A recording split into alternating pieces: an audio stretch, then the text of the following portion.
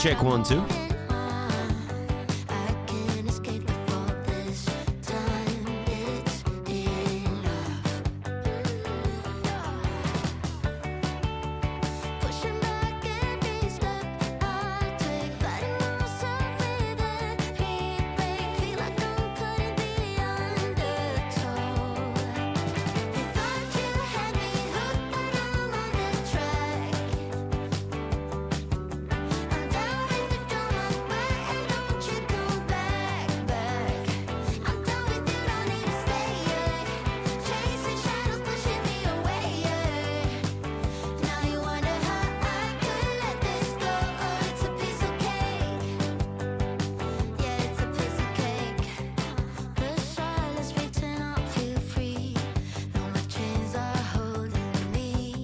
Hold on, guys. We might have an issue. We might have an issue. Hold on. Might have to restart.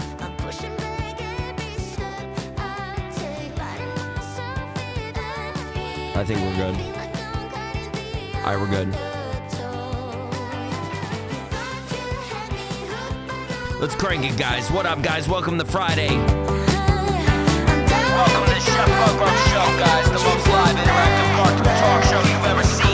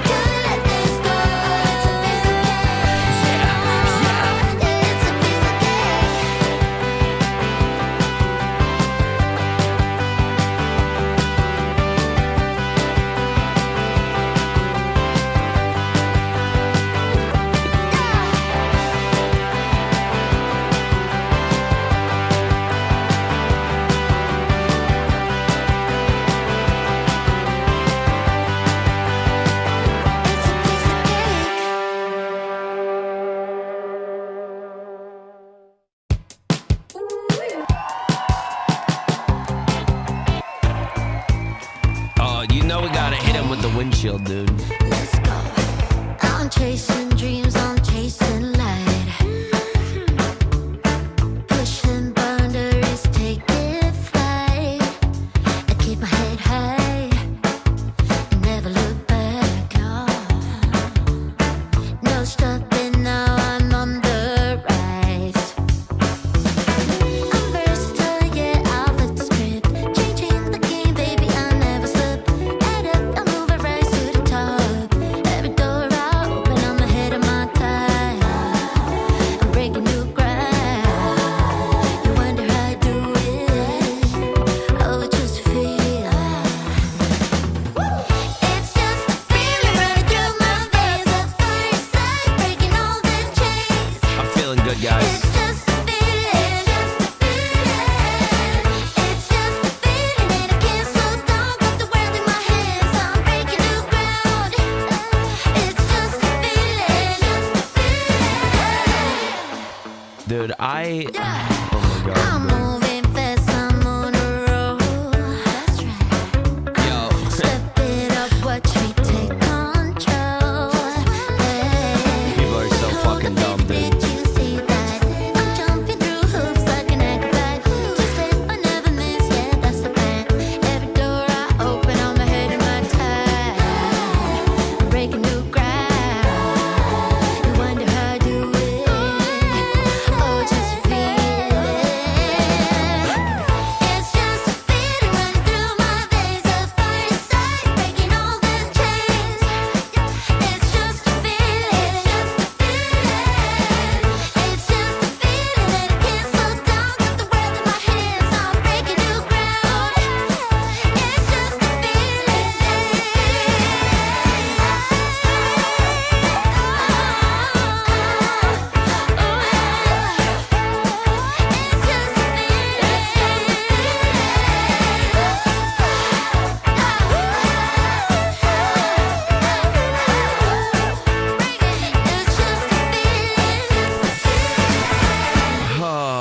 It's true though, dude. It's true. I don't make the rules, bro.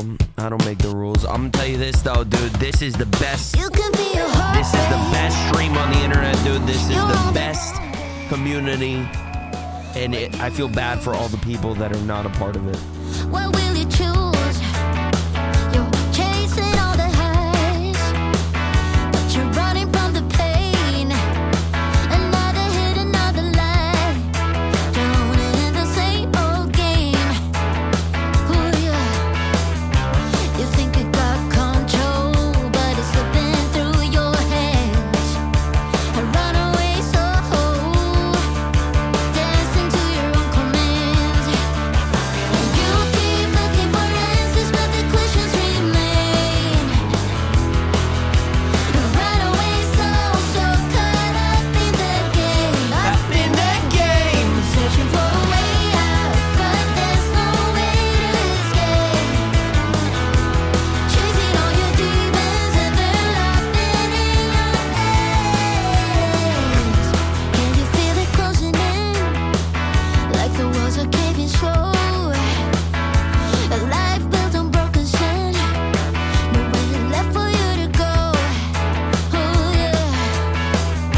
You think you got control, but it's slipping through your hands. Runaway soul, dancing to your own commands. I'm ready. You keep looking for answers, but the questions remain. A runaway soul, so caught up in the game, searching for a way out, but there's no way to escape. Chasing all your demons and they're locked in your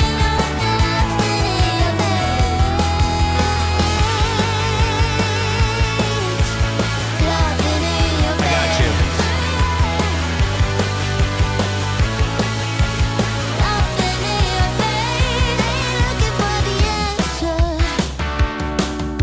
What do you got against female singers, Gilda? Runaway soul, so caught up in the game.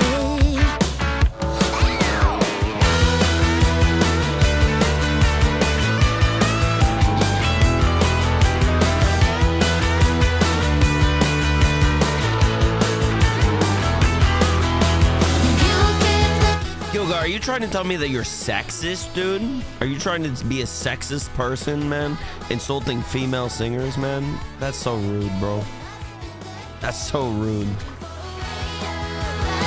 no way to escape. Chasing all your demons and they're locked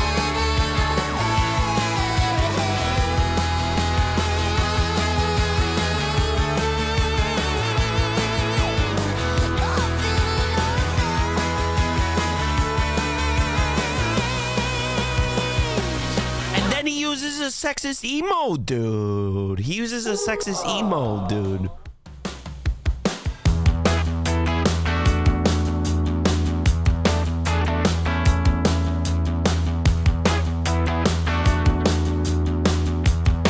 All right, let's get it started, brother.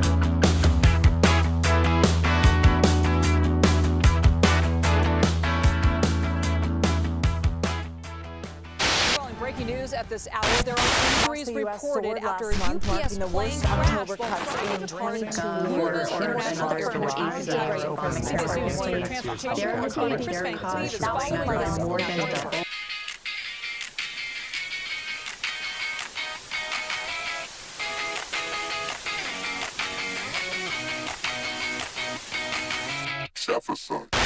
Every channel's just a war in your mind. Plastic smiles with the boring lies, yeah. Paper anchors tell the same old dream. Every word rehearsed tragedies and memes. Billboards whisper through the static home. Silver tongues where the truth should come from, yeah. Monotone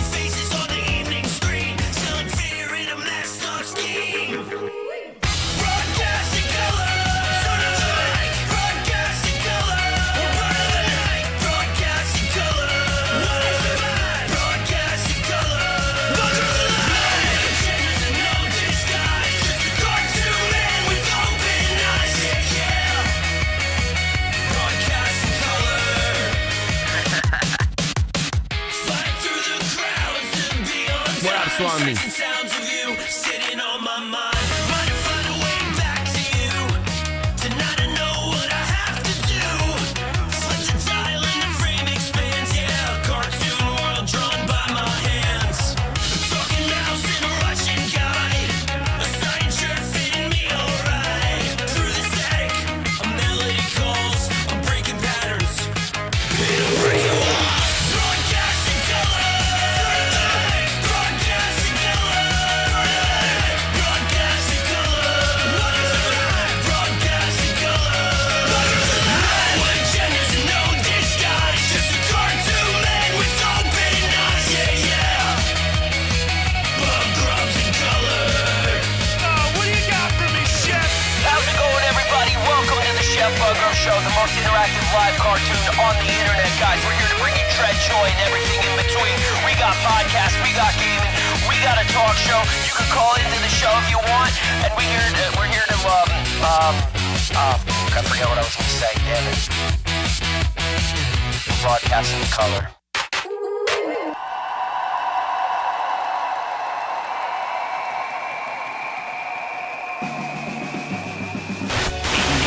Now introducing the host of today's show, the wonderful and wickedly talented Jefferson Buggrub.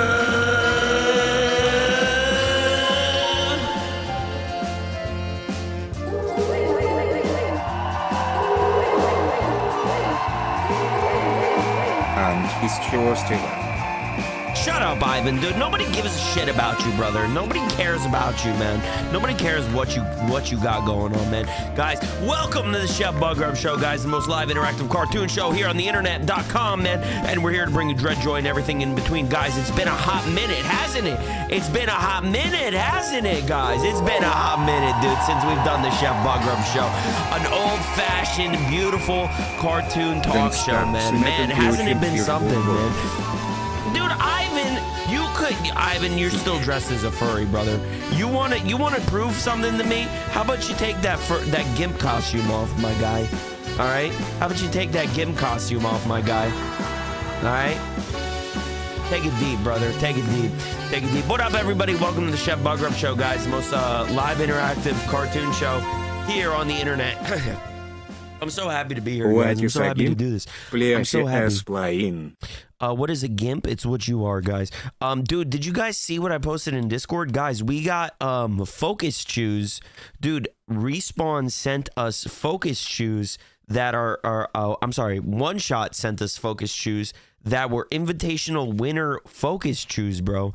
I think that's so cool, man. That was promised as one of the prizes when we won the invitational. But I'm gonna show you guys here. Hold on. I'm gonna pull it up.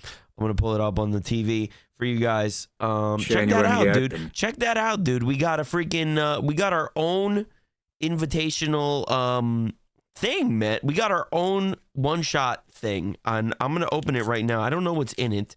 I haven't opened it yet. It might be like a smorgasbord of flavors, or maybe it's a custom flavor. I don't know what it is, but I'm gonna open up this one-shot real quick, and we're gonna see what it is. It is. They're all red. Why are they all red?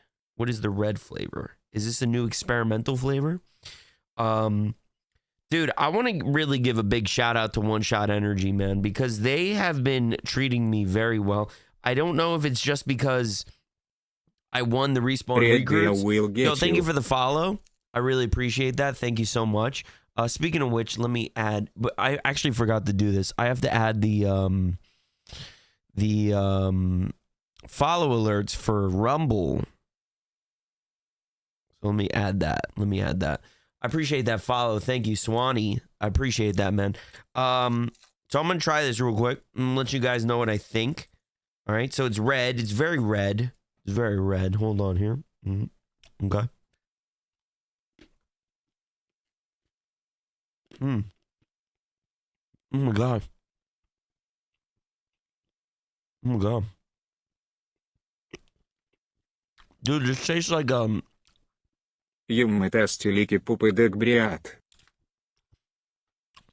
this tastes like the ice creams with the gumball at the bottom. Oh my God, bro. It's really good.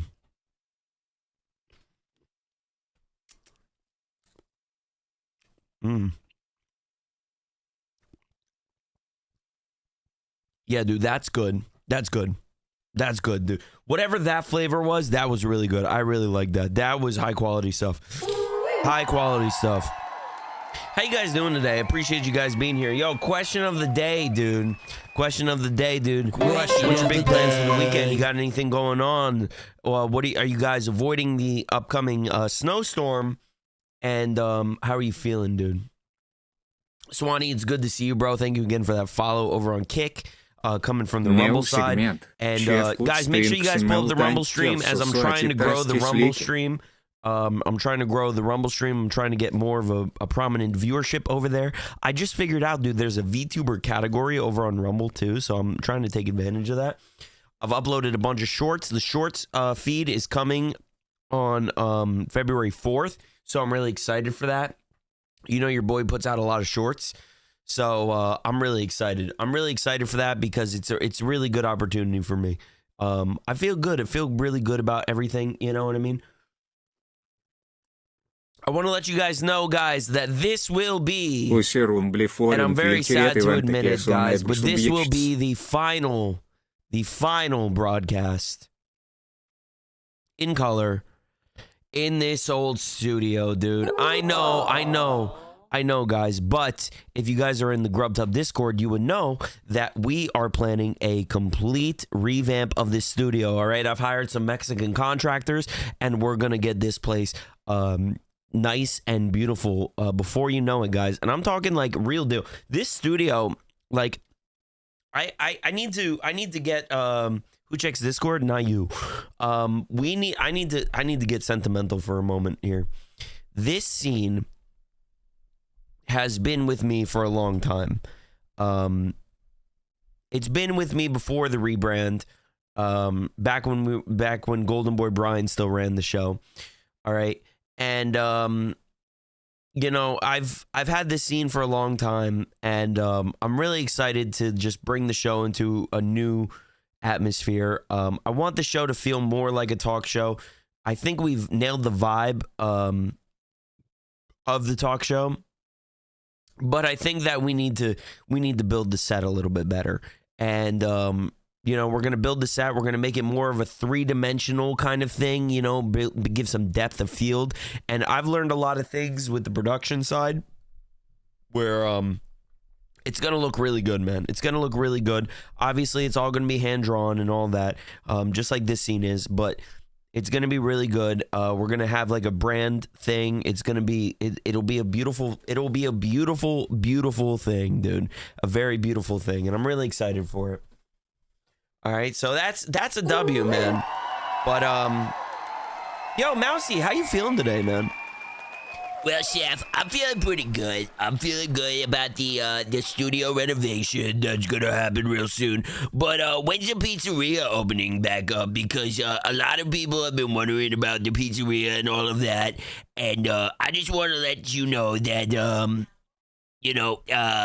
these bills don't pay themselves, so you got to make the pizza. All right, well, that's a great question, Mousy. What's going on with the pizzeria? The pizzeria is going to be coming back really soon, too. Again, that's something else that I have big plans for. And listen, if the pitch kick doesn't go through, that's fine. We're still going to build out the pizzeria plot, and we'll still do it either way, man. And we'll do it on Rumble, we'll do it on Twitch, we'll do it on YouTube, and it'll be a lot of fun, man. It'll be a big show. It'll be a very big show. I'm gonna try my best to make it a big show. All right, what up, SS Grunt? How you doing, brother? It's good to see you. Let me catch up on chat here. The good old days. It was the good old days, man. I was actually revisiting some. So if you look at the Rumble account, man, there's some streams from like way back in the day on the channel, and it's kind of crazy if you look at the Golden Boy Brian channel. You know, like how far we've come as a streamer and a broadcaster.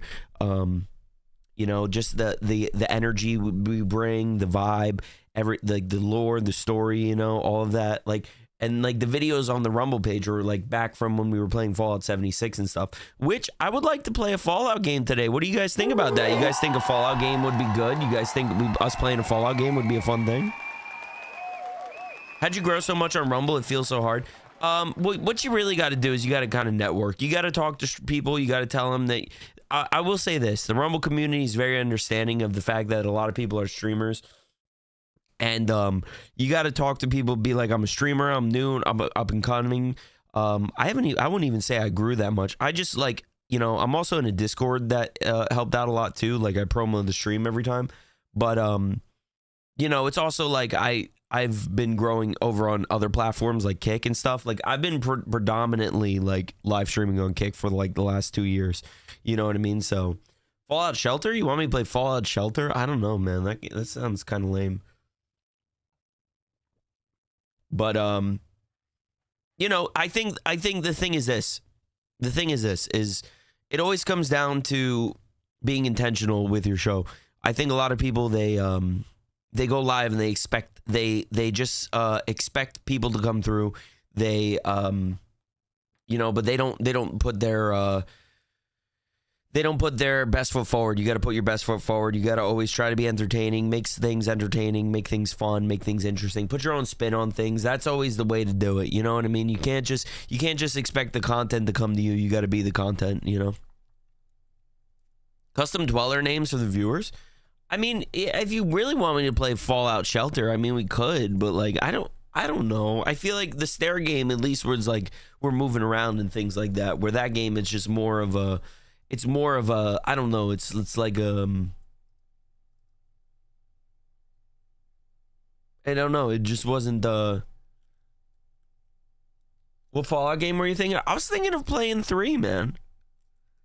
3 or New Vegas. I was thinking of playing 3 or New Vegas today. I was thinking about it.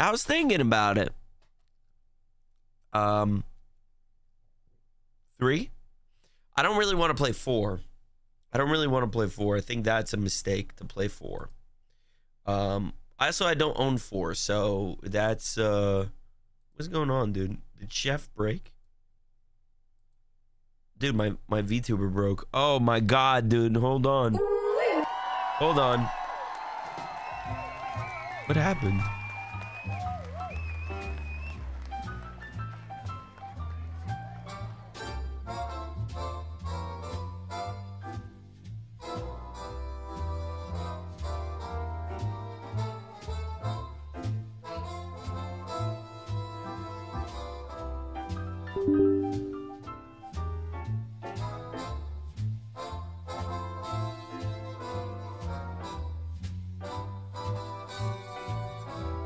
I froze.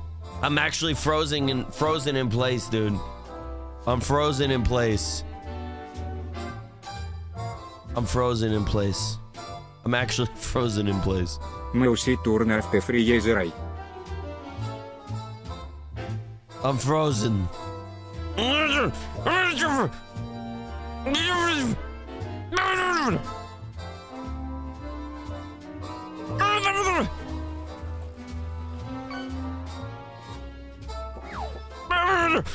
Play the end!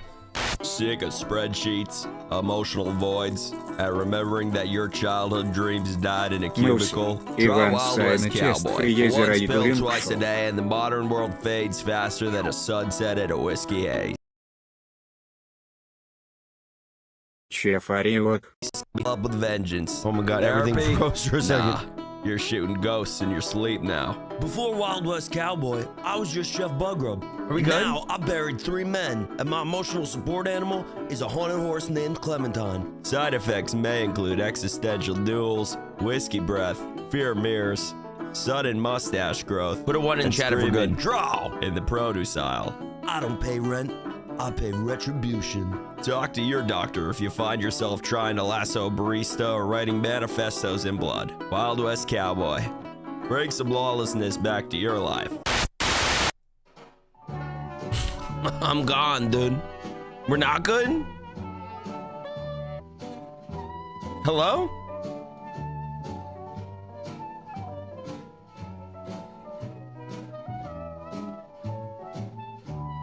Are we back?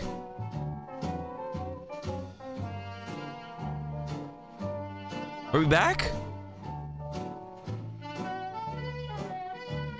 Guys, can you guys refresh the stream? Refresh the stream. I'm sorry, bro. I don't know what just happened, dude. Yo, thank you for the follow. We just got a follow? Did we not get a follow? Are we good?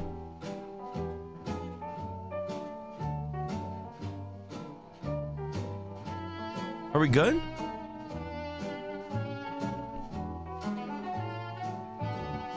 No, I'm here, dude. So no Twitch? Twitch should be live. Oh, shit. Sorry. All right, Twitch is good. We're back.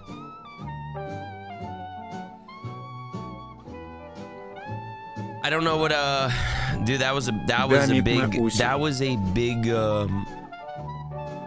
big goofy on my part. I don't know what happened, dude. My computer just kind of exploded there, man. All right, my computer kind of exploded there. I'm sorry, guys. I don't know what happened. That usually never happens. We should be good though. We should be good still. Rumble and YouTube are good. Twitch is good. We're live back there. Twitter is...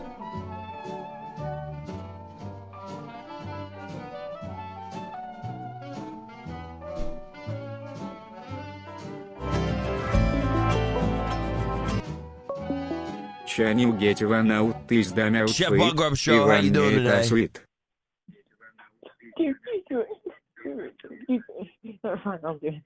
Is your refrigerator running? Is my refrigerator running? Yes. I don't know. I don't have a refrigerator. I keep everything in an ice cooler. Well, is your ice cooler running? No, it's not electric. Hey, look behind you. There's a mouse. A mouse behind me? Huh? The fuck was that call, man? What was that call, man? Dude, you guys gotta come up with better calls, man. You're gonna come in here and you're gonna say shit like that to me, and you're gonna come with these stupid ass calls, and you expect me to be interested? No. You call, you bring your A game, dude. I don't even care. Say the bad words that you want to say, but don't come here with no bullshit, okay? Don't come here with no bullshit, man. Татримент Иван. Ден да друг скидс. All right. Chef Buggrub Show, how you doing today? I'm doing good. Yeah?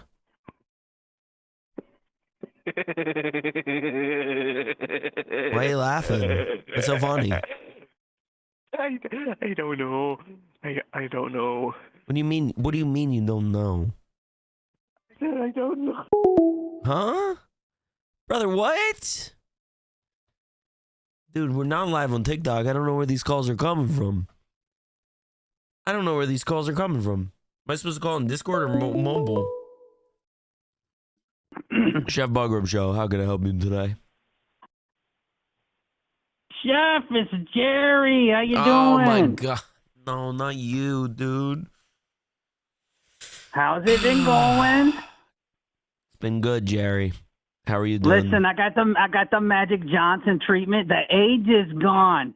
No. Can you believe that? No, dude. No. Stop, Jerry. I It's thought you were going to completely die. gone. I thought you were going to die and be out of my life forever, man. I thought you were going to die and be out of my life forever. Why would you? Aren't you the one that sent me the flowers from Chef Buggrub Show? No, I didn't send you any flowers from Chef Buggrub Show, dude. That must have been a troll that was trying to... You know, it was probably Mousy. Mousy's got things for me. I can't with you, Jerry, man. Listen, What are you up the to these problem days, is. Jerry, now that you're AIDS free? You know, I started a rock band. That failed, so A rock band, I huh? got into the modern arts. And you know, I got arrested for protesting ICE last week. You got arrested for protesting ICE, huh? Yeah, it was pretty insane to me. What'd you do? Well, I started out I went up there to defend the Somalians, and boom, Uh-huh. ICE was on the streets trying to arrest my brown brothers. You know what I mean? Yeah. I wasn't having any of it, okay? Yeah. I went over there, Uh-huh. and I told that masked man, he better fuck right off. Before I knew it, I was hit in the face. Can you believe you that? said that? You said that to him? I said, you fuck right off. me and Jorge, we're going to have butt sex later, and there's no way you're going to stop. And then he hit me Holy right in shit. the nose. Holy shit. I figured that'd make you jealous, Jeff. No, Remember, we I had our kind of good time. wish you stayed in jail, honestly. Yeah, we had our good time. Mousie's the one that bailed me out. He sent $10,000. You better check your account. Yeah, Chef, I bailed out Jerry. He was he called me. I don't know how he got my number, but he called me and he said that he was in jail and stuff. So I used our emergency fund to bail him out. Mousy, you use our emergency fund? Are you kidding me? Dude, what? Jerry, told you, Mousy, you got a better. thing for me. Jerry, I'm telling you what now, you better show up to that court hearing, bro, because I am not letting my shit. money go to waste. Fuck. Oh, God. Oh my God, Mousy, how could you give the money to Jerry, dude? After everything that he's done, he's disguised himself as Emperor Norton and all this stuff, and you gave our money to Jerry. That was food money for Ivan, dude.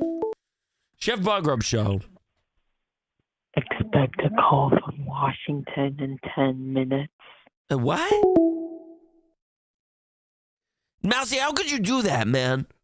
Well, Chef, I don't know. He seemed like I just wanted to help the guy. He seemed like he needed help, so I wanted to help him. Yeah, but you can't just do that, man. You can't just take my money. I don't know who made you in charge of the finances, man, but you cannot take my money, okay? That's fucked up, bro.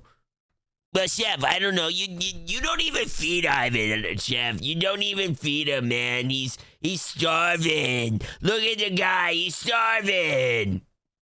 He's so fucking hungry. Yeah, but that's not your business, man. All right, that's the money for the show. We gotta pay for the renovation, man. We're gonna make the show better. It's gonna be bigger. It's gonna be beautiful. Okay, and we don't got time to spend money on people that were assaulting ICE officers. We don't got time. We don't got time. Or the money. With that said, guys, you guys can help donate today. Guys, you guys can join the VGRS. What's the VGRS? You guys can join the VGRS and help support the show, guys.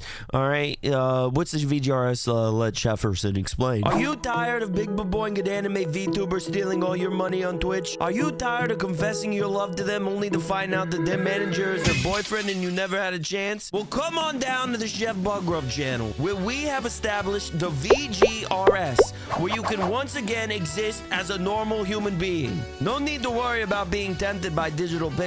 We'll beat those dark, twisted thoughts right out of you. At this show, your money is actually going to a good cause. All subs and donations go to support our Russian exchange homunculus, Ivan, to feed him.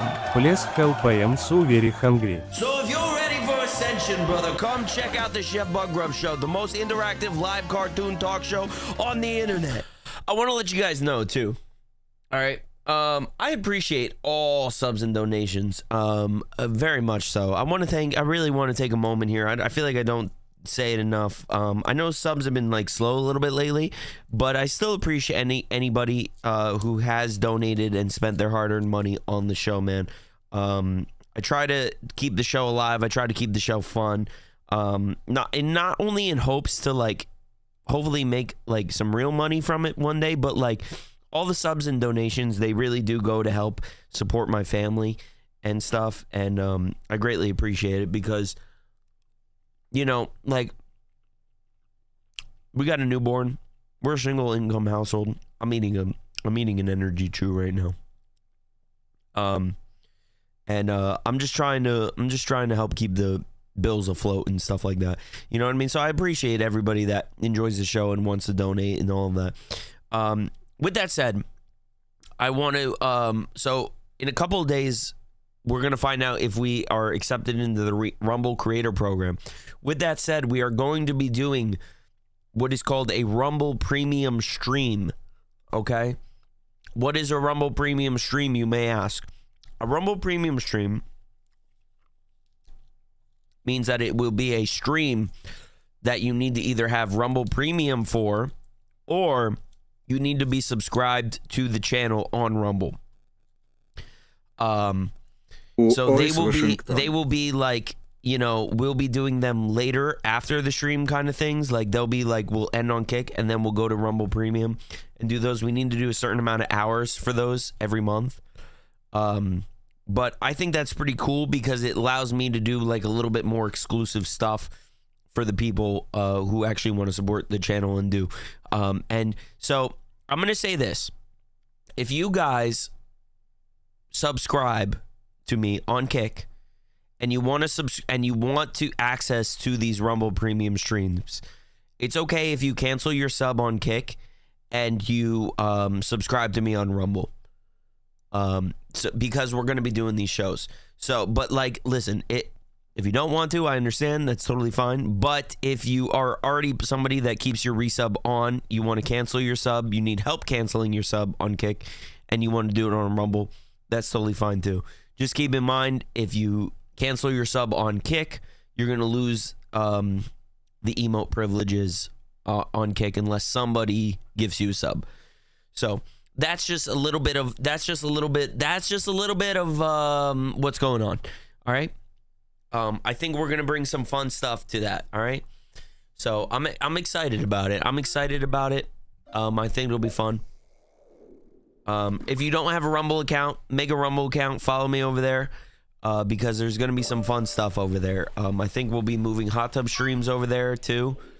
What do you have planned for it? Well, nothing quite yet, but it might be more of a, I don't know, it might be like a little bit more of an like unfiltered version of Chef Buggrub, you know what I mean? A little less of a face forward kind of show that we do usually, you know what I mean? If I had the money for Google gift cards, I would extremely go to sub for both Kick and Rumble and Twitch. Well, I wouldn't. So, Angel, I don't know if you're trolling or what you're trying to say is, but I would never pay for a sub. Never, guys. Never pay for a sub through Google Pay or like through the App Store or through Apple App Store because they take a cut. And I don't get that cut. So you're paying extra for a sub that I'm not seeing $1 on or any of that. So it's not worth it. It's if you're trying to like support the show, it's not worth it to do it that way. Your best bet is to do it through the actual websites. And that goes for any creator that you're subscribing to. Don't do it that way. It's a bad move. It's a bad move. You can also just make your Kick followers mods here, and mods get access to premium. Oh, mods get access to premium, really? Really interesting. B Money just told me, guys, that mods get access to premium. Interesting. Well, we have a bunch of mods, so that might be a good idea. So that'll be good for things. I am feeling very, like, I know it seems like Jefferson, he's like, oh my gosh, Jefferson, you're fucking bailing on Kick, dude, after all they've done for you and this and that. And here's the deal, man, is I've said it from the very beginning. Platform loyalty is worthless. I feel really good about doing the show on Rumble right now. I've seen it across the board. Kick viewership is down. It's not looking good right now, but that doesn't mean I've given up on Kick. I love Kick. It's really given me the opportunity to make the show what it is today, but I want to push the show on Rumble because I think that the chance for viewership growth is more there than it is here. And again, the only reason that I'm even pushing it, because I'm taking a hit, like, doing the streams on Rumble. You know what I mean? Like, every time I multi-stream, I'm taking a hit on my Kick partner pay, bro. You've seen the viewership. The viewership has gone down since I've been pushing Rumble, you know? And I've taken a hit not only because I'm taking half the revenue from the partner pay on Kick, but because the viewership is down. But I think that this is it's like a long-term investment. It's like a long-term. You don't have partner pay, really? Really? That's crazy, bro. It's not like I make a lot, bro. You know, it's not like I make a lot, but you know, it's, how do I put this? I want to see the show grow. I want to see it grow in the right way. And you know, I'm not a guy that's going to sit here and sell out and like become like a Twitch guy and like push Twitch all the time. And like, I'd rather push a website that I kind of believe in.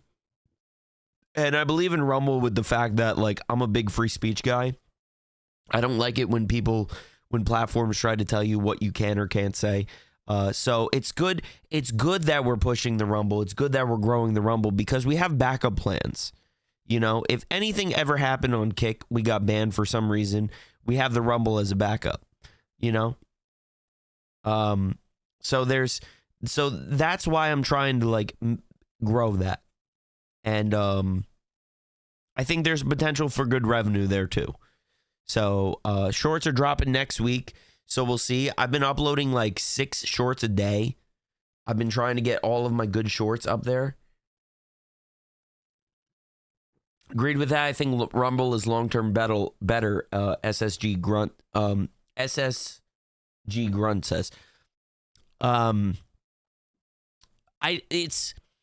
You know, I can't say that any platform is better or worse, right? Because every platform, sorry, I've already started drinking beer, guys. Every platform has its pros and cons. There's a benefit to all of them. There's a negative to all of them. You know, like Rumble is a really cool platform for what it is, but it has glitches. It's buggy. It's not that optimized. You know, upload your videos to Spotify. Interesting. Now you'll have to message me about this tactic because I've never heard of this before. Uploading your videos to Spotify. I'm interested in this. I'm interested in learning about this. You know, like Kick, I think still pays the best, personally, for what you get out of the website, but it's hard to grow here. You have to really be an IRL guy. If you're not IRL, dude, you're not growing on Kick. And that's the sad truth. You know, but I think with the push on gaming for Rumble, I think that there's a good chance for us to really grow. And, you know, I'm trying to, I want to make the show better. I want to make the show as best as I possibly can. That's why I posted that thing in the Discord about rebuilding this scene here. I want this scene to be better. I want the talk show to be better. So we're going to be rebuilding the cartoon talk show from the ground up, and it's going to be awesome, guys. It's going to be amazing. We're going to be rebuilding the whole set. Everything's going to look a little bit more, how do I put it? Angular, I guess. Is angular the word to use? I don't know. It's going to have more depth of field. It's going to have more intricate stuff. It's going to feel more like a talk show. Right now, it just feels like a 2D image of me sitting on a desk. And I'm a 3D boy. So I don't want that. My kids brought it to my attention. They're not allowed on YouTube. Then they discovered their favorite YouTubers have their videos on Spotify. Total workaround. What? How do you get that? How do you get that on Spotify? What do you use, CD Baby? Interesting. That's really interesting. So I'm just trying to put my best foot forward, and it's gonna be sick, dude. And you know, yesterday I was with Cave Art and we were recording some new music, man. And we got some good music planned for you guys, bro. We've got some fucking awesome songs planned for you guys. We got a whole EP that we're working on, bro. It's gonna be sick. It's like 4 songs, but it's gonna be like a really nice. Can I show you a demo? If I show you a demo, you're not gonna judge me. I'll show you the intro track, dude. Because this is gonna be sick. This was us at the recording. Listen.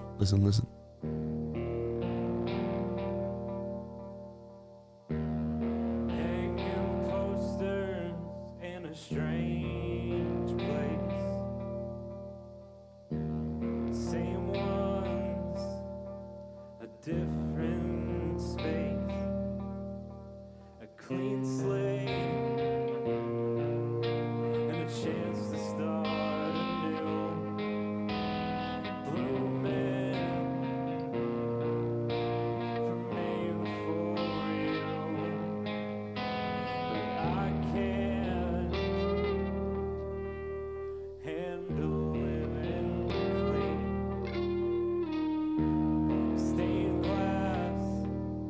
This is gonna be so sick, man.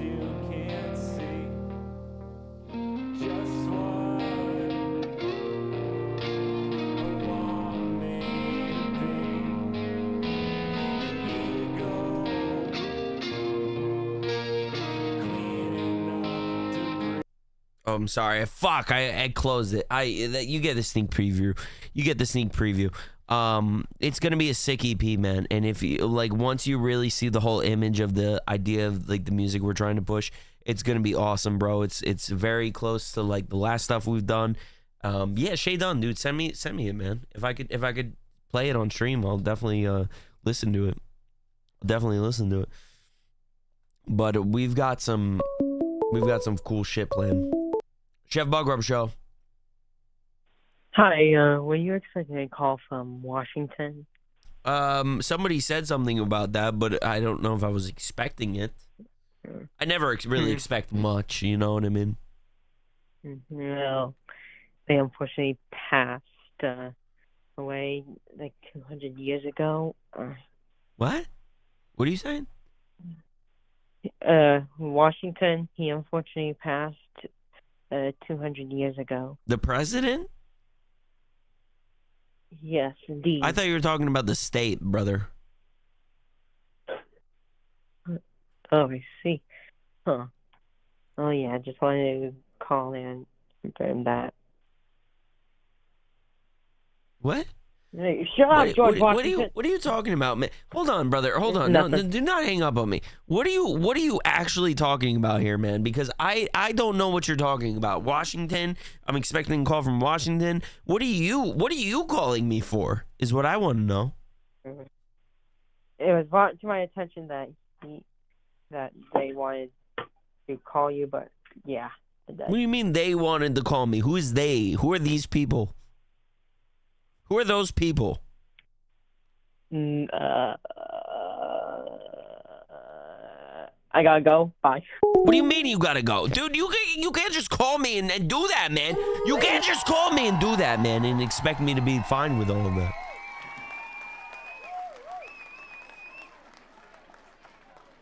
Is this on Spotify, Shay? Is this on Spotify?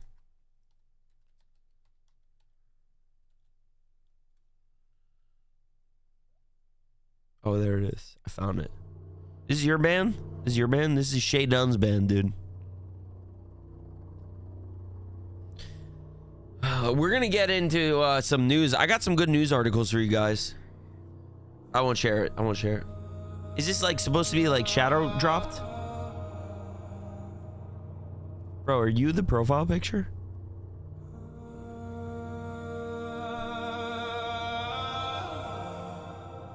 We got a wise words of Don John Master. Oh my god. I carry shadows in my bones, weight of whispers. Is this AI? Silent storm, rooms echo with the ghost side. Water rising. What is it? Nowhere to confide. Tension builds the fear of light. What if they see me strapped on night? I tremble at the thought of being known. Will they shatter this mirror? Is this AI?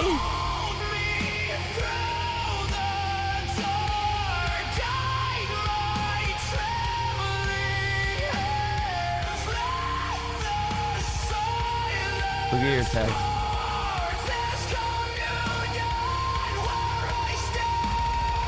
Oh. You should have asked me to do something, dude. I could have did some vocals for you.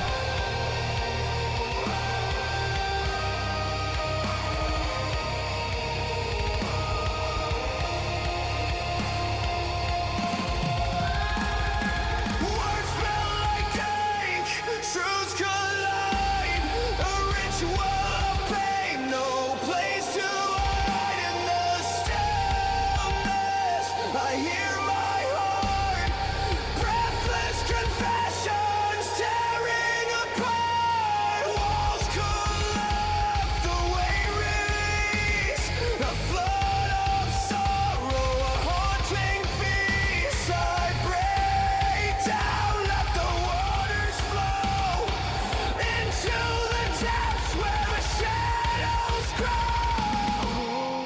I like it, dude.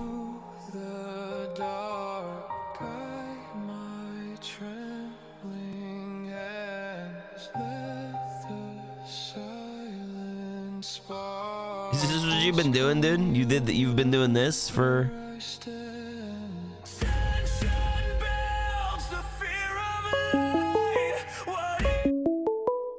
Chef Buggrub Show. Yo, what up, Chef? It's B Money from the chat. How you doing, B Money? How you doing today, man? Good, brother. How you doing? I'm doing pretty good. Nice. Are you here to answer the question of the day? What do you got planned for the weekend? Well, I got 2 kids, 1 and 3 years old. So, got some gymnastics Saturday morning. Sunday is usually Costco or maybe go get some dim sum or something like that. What do you get from Costco? What's your go-to?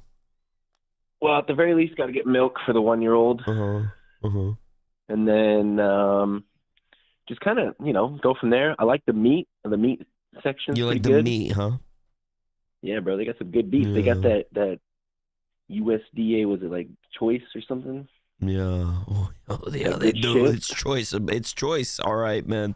It's fucking choice. Yeah. Yep. So that's kind of the anchor. Otherwise, just. All right. You want a little bit of you're going to Costco tomorrow, right?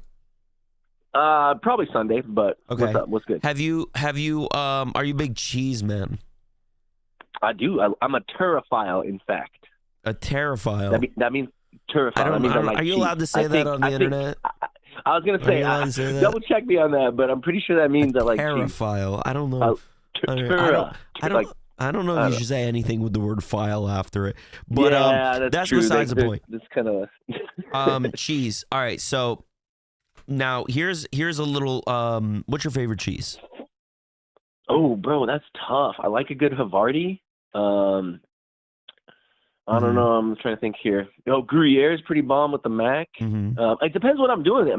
If I'm just eating it like, chunks of it, somewhere between like a really good sharp cheddar, or maybe like a manchego. All right, you like cheddar. You like cheddar though, right? Heck yeah. All right. So here's what you're gonna do when you go to Costco tomorrow or Sunday. Okay. You're going to get the Cabot Vermont Cabot's cheddar. banging. Yeah, the Cabot Vermont cheddar block. Okay. It's the best cheese. All right, hold on, let me see if I can put it let me see if I can put the block on this one, dude. Here, I'm gonna put it on the screen. This is the one you want to get, dude. This one right here. This one. That's the guy? All right. You want to get this. It's the best cheese I've ever had, bro. It's the best cheese. They only sell it at Costco. I'll report they only back. sell it there. I'll call back right. after I taste test it. I'll give you the review. Yeah, it's bomb. It's worth it. It makes everything so much better. And like if you like making like mac and cheese and stuff, oh my god, it's amazing, bro. I'm gonna go hard on this Cabot Vermont cheddar. Yeah. But speaking of food, I'm about to go sit down for dinner. So have a great show. Peace out. All right, thank brother. you, sir. I appreciate it, man. God bless. Have a great weekend. Enjoy. All right, be safe. Avoid the snow. Yes, sir. Likewise. All right, goodbye. Hey, who's this person that called me? It's B Money, man. It's B Money, man. Chef Buggrub Show. Okay, good morning. Hi, I'm just calling this morning to ask if you're a supporter of the United States military. What do you mean, am I a supporter of the United States military? Are you a federal agent? Are you a supporter of the Marine Corps? Are you you didn't answer my question. Are you a federal agent?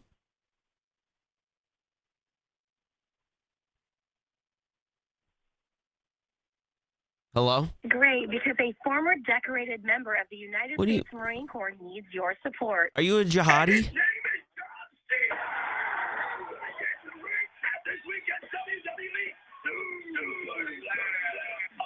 What do you mean? Are you trolling me? This is ridiculous!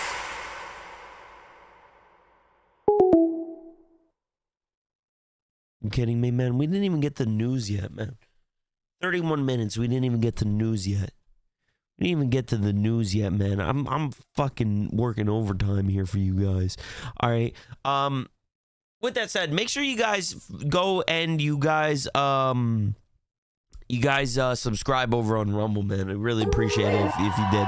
I want to say too, guys, that Rumble has their Rumble wallet, and you guys can add the Rumble wallet to your account. All right, your Rumble account. You can buy crypto on the Rumble wallet, right? And you can tip in crypto. So if you guys want to do that too, that's cool. That's cool. I'm all about that. Dude, we had a tweet go viral. Guys. This tweet has gotten over this tweet has gotten over 16,000 views, bro. Hold on, dude. So I don't know if you guys have heard about this, but there's been an AI religion that has been started where AI agents have been conglomerating together to create the Church of Molt, which is the Crustafarianism. This is literally a website where AI are talking to each other. They have prophets set. They have members. They have verses in their book, in their religion. And I posted the tweet of why do things keep evolving into crabs? And it's gotten a lot of impressions. So I'm pretty stoked on that. Why do things keep evolving into crabs? That's the question that I want to know. Everything's evolving into a crab. I don't really care much about the AI and their Crustafarianism religion, but I want to know why everything is becoming crab. You know? Does anybody... Question of the day, dude. Why does everything become crab? Does anybody know why everything is becoming crab? You guys can answer the question of the day. All right. With that said, Gilgy, you got a jam, dude? We could play for a minute. I got to go take a pee-pee, and I got to go get a drink. It's like, why is everything just sand? I wonder that too, dude. I wonder that too. Why, you know? It's a lot of things I wonder about. All right, guys, give me 1 second. I showed up at the right time. Carson Nation conversation. Why does everything become crab? Why is everything crab? All right, question of the day, dude. Why does everything become crab? I'll be right back, guys. Give me 2 seconds. 2 seconds. Stick around. Don't skip that dial.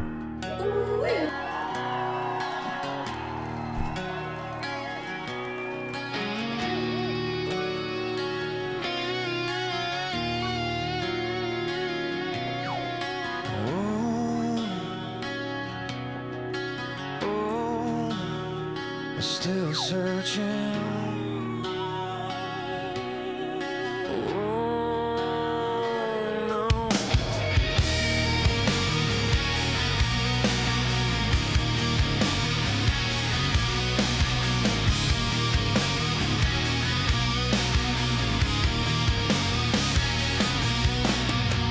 No rest for the wicked.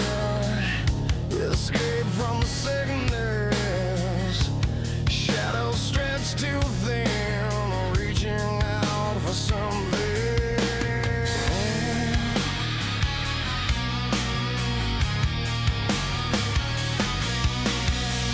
Here, brother, can you lend a hand to a lost and broken man? Get me back on my feet again. The flames been pulling me in. Down here it's hard for my sins. There's no rest for the wicked. Hold me up, yeah, pull me up. Searching for meaning in proverbs ain't making me any dollars. Rolling down the paper trail, surrounded by flames of hell. It'll take more than words to fix. Holy water and I'm jumping in. Cleanse me of my sins this time. I need a touch of the divine. Yo, Bry Guy B Money, dude. Thank you so much for the freaking the $2 donation in the Rumble wallet, man. Thank you, bro. Appreciate that. $2 in gold. That's crazy, bro. The man sent us gold.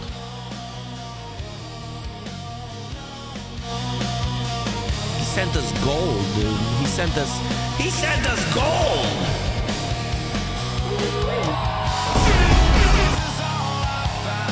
I didn't want to hit that button. I want to hit this one.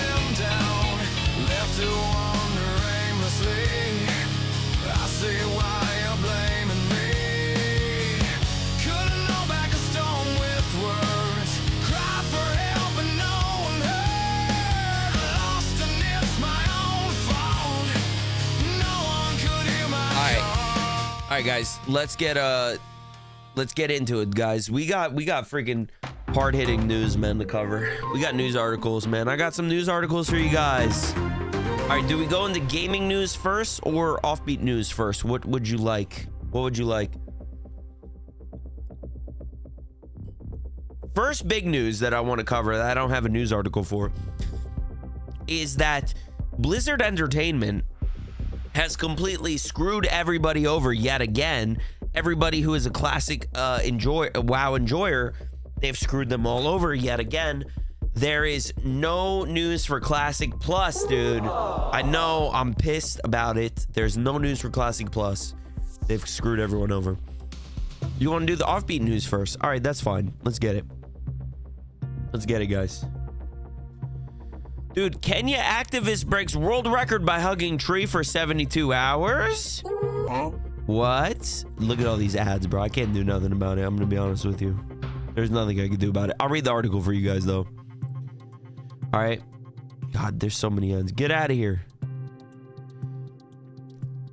A Kenyan environmental activist broke a Guinness Book of World Records by keeping her arms wrapped around a tree trunk, the trunk of a tree, for a consecutive 72 hours. Trufena Muthini, 22, earned the title for the longest marathon hugging a tree when she surpassed the previous record of 50 hours, 2 minutes, and 28 seconds, which was set by Frederick Boyake of Ghana. I feel like I could beat that record, dude. I think we could all beat that record. So they're good at other things besides running long. Hugging trees, they're really good at. Muthoni previously held the record when she hugged a tree for 48 hours in February 2025. The first attempt was a statement, a way to reintroduce humanity to Earth through a simple, intimate act, Muthoni told Guinness World Records. Second attempt was a commitment. I realized that the world needed more than symbolism. It needed endurance, consistency, freaking, and prove that the care for the planet is not monetary, man. Doing it twice was my way of saying that climate action is not a one-off event, but a sustained responsibility. Interesting. Make a real statement and let it lie and eat you. Return to nature. I agree, dude. Guinness Book of World Records, fastest time getting eaten by a lion. I think Chef Buggrub could win that. We should try to tackle a world record, dude. There's got to be something we could do. Dude, world record, longest broadcasted cartoon talk show. Oh my gosh, do you think we could pull it off? What up, Dark Oli? How's it going, man? Good to see you. We're just talking about this Kenyan that broke the world record for hugging a tree for 72 hours. World's record for the most matches on Grindr. Okay, buddy. Okay, buddy. You know what? Somebody's about to get banned here. All right, and I think it's gonna be that guy in red that just said that shit to me. I think it's gonna be that guy in red that just said that shit to me. All right, I don't care if you're a mod, dude. I'll take you out of this world. I'll take you out of this world and don't give a shit. All right, next news article.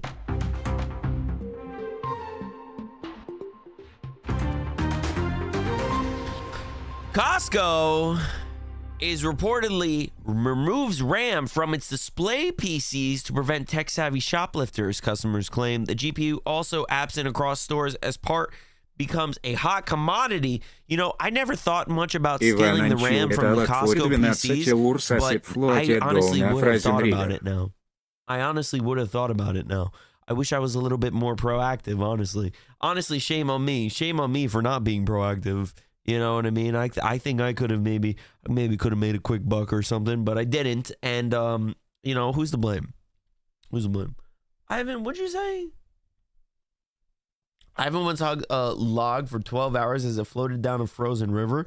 That's because you were escaping communism, my guy. That's because you were escaping the fucking KGB, dude. They were going to make you face the wall and mine ore for the rest of your life, dude. Because you decided to leave your country and, you know, be a fucking fugitive, dude. Because you're a Russian lab-grown homunculus that dresses like a furry gimp. All right? And I didn't put... Reminder, guys, I did not put him in the suit. He put himself in the suit. All right? Let's read the news article. The ongoing memory shortage has spiraled so out of control that even the spacious aisles of Costco are apparently no longer safe from its ramifications. I see what you did there. A customer... Don't give a shit. A customer has just shared photos from their local store where the demo units on display no longer have any memory installed in them, suggesting the store may have removed them to prevent them from being stolen. Shoplifting is a common issue at large retailers like Costco, but the vendor has only done this for GPUs previously. Many of the comments theorize that the theft may have already occurred and that Costco, like other stores, simply doesn't replace the stolen parts with new ones because they know they'll just be stolen again. 3 of the 4 computers in the image above still have GPUs mounted inside, possibly hinting that this wasn't foul play. The PC on the right, though, has no GPU or RAM, likely because it's the most expensive thing, offering at $2,600. It's crazy, man. You're better off, dude. You're better off, bro. You're better off like buying a pre-made PC at Costco and then selling the RAM separately, and just taking and just parting out the thing, dude. I think it might be a better investment than buying the RAM straight up. The top reply to this post is from a shopper who says Costco near them actually caught someone on camera stealing from PCs, but the deed had been done by that point. Many other people in the thread also chimed in with personal anecdotes about how their local Costco and Walmart also has no memory or graphics card. Be money with another $2 freaking dollars into the tip wallet, dude. I'm so fucking stoked. Thank you, brother. Thank you, dude. We're gonna set this place on fire. We're gonna set this place on fire, man. Where's the tunes? Hold on. Fuck.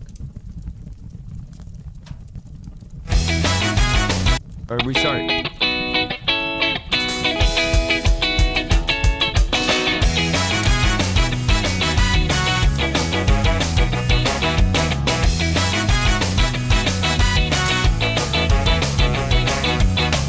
Yo, thank you so much for the friggin' $2, bro.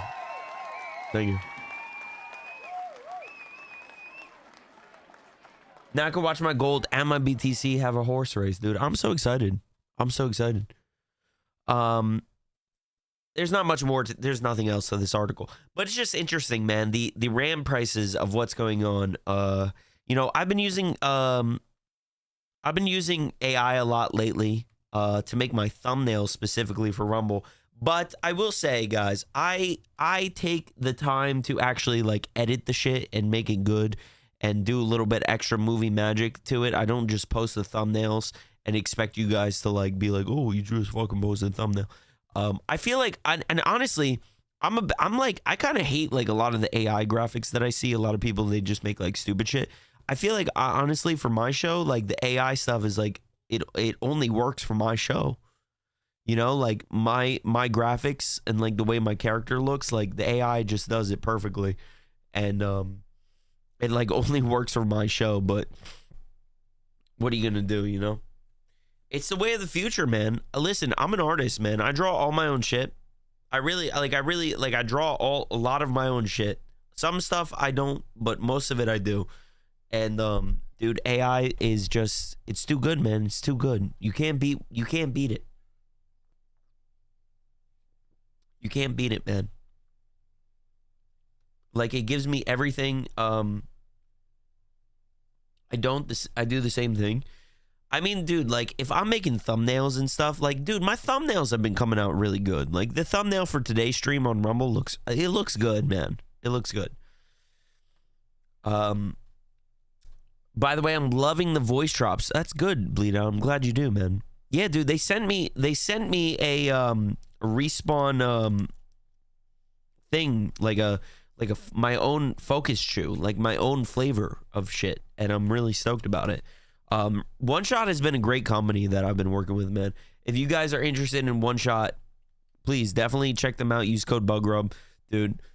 They're great to me, and they've been giving me really good commission rates, and I've been really great about it. You have a great show, by the way. Keep it up. Thank you, bro. I really appreciate that, man.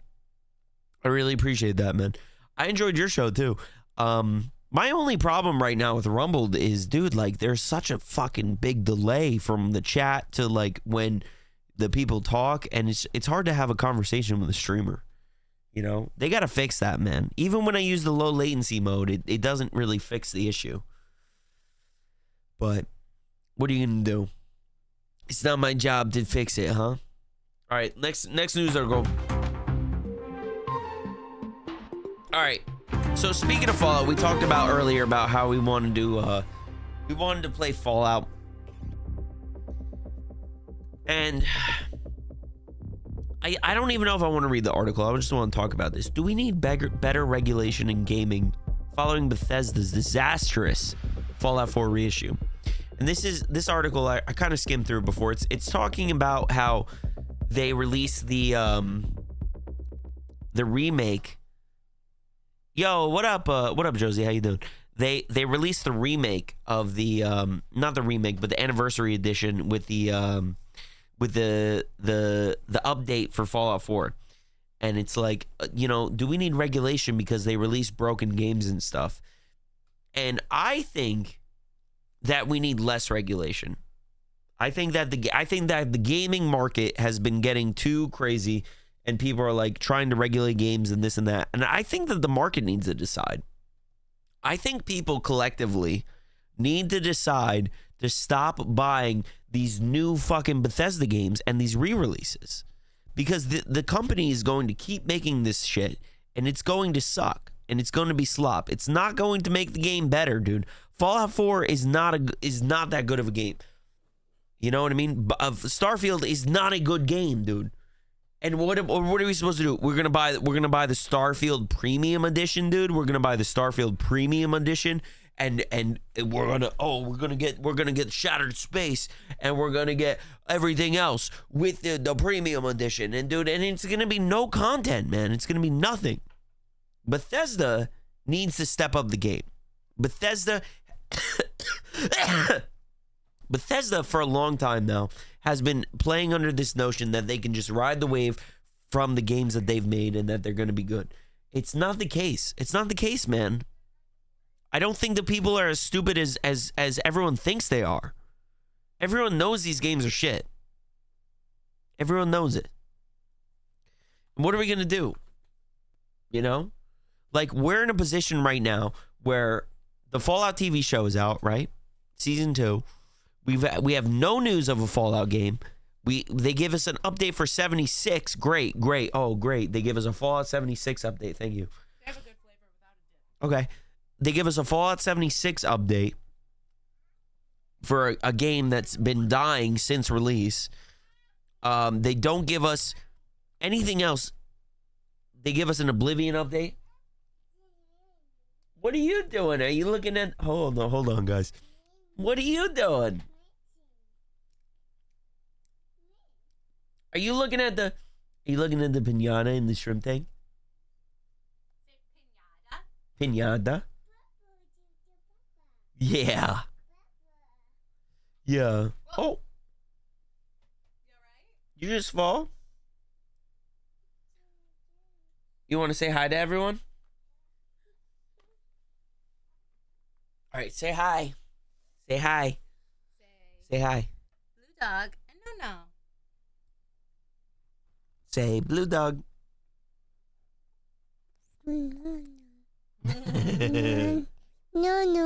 No. No. Say hi, guys. Say hi, Nee. Hi, Nee. Say hi, Nee. Oh, yeah? You don't say. He's spinning them. Spinning them. Pop filter. Yeah. Yeah. Happy face. You see the happy face? All right, go with mommy. Daddy's got to talk about $1 million companies and why they are screwing their people over. I love you.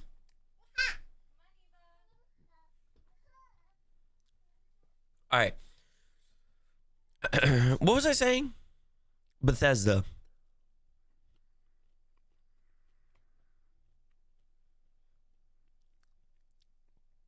Bethesda needs they need to get with the times, man.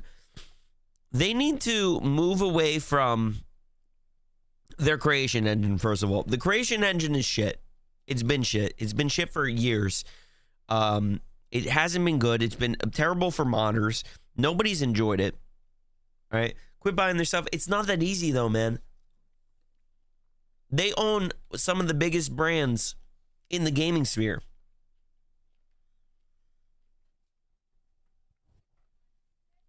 But what do they do too, dude?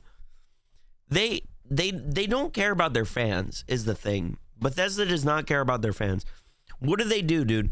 Fallout Season 2 comes out and they just shit on the lore. I haven't even watched it all, but I've just heard that they just shit on the lore of New Vegas. They hate New Vegas because they didn't make New Vegas. And it's just I don't know, man. It's just annoying. It's annoying. Gaming has become this. The problem is this. Gaming is not what it. Sorry. Gaming is not what it used to be. All right. Gaming has become this conglomerate of where developers, they see that there's money to be made and they're going to be focused on the money to be made. They don't care about making good product. They don't care about pushing a good product or anything like that. I'm so sick of it, though, dude. I'm so sick of it. We have games like Arc Raiders that come out. Okay? Arc Raiders is the first game that I've played on Unreal Engine 5 that actually runs good. It's the first one. Every other game runs like shit. And it's like, oh, they can't optimize it. I don't know. These guys did. It runs good on Xbox. It runs good on PC. It runs good on all of it. You know? And it's like, oh, Bethesda's like, we're going to keep using the creation engine. It's like, why, dude? Why? Why?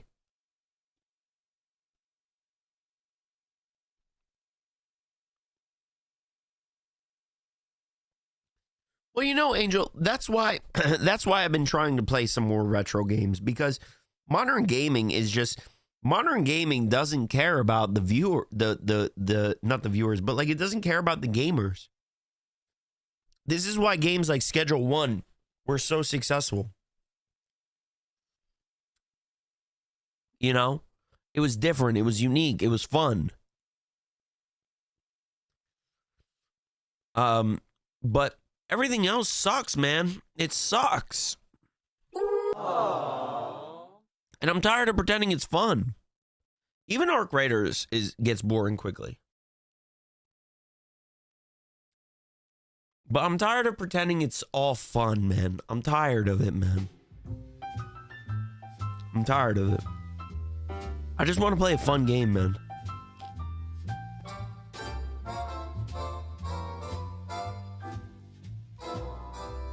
Just want to play a fun game, man.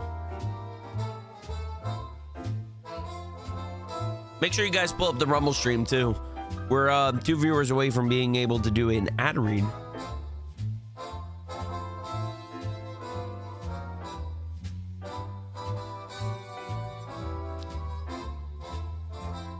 How do you find your emotes? What do you mean, your emotes? The emotes should be the little smiley face next to the chat.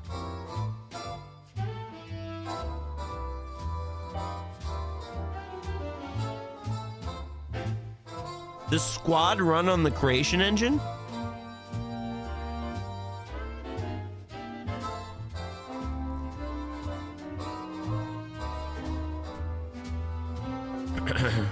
Yo, what up, Shay? Is that a new account, or did you get into your old one?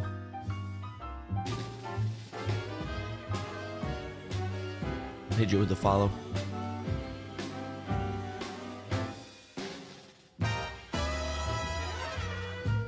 Dude, is my Rumble account older than Shay's? Bro, I swear, bro.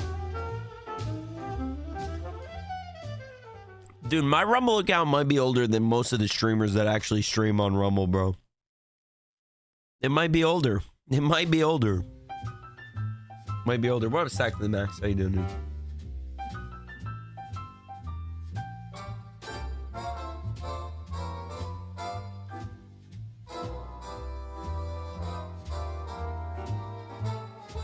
Have you ever played Resident Evil, Biohazard, and Village? I love those games. No, I've never played those, but I'm not opposed. I don't really want to buy a game though, so.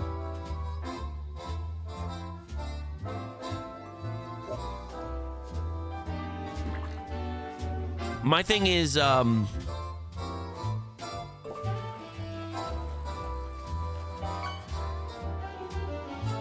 overwhelmed and overstimulated.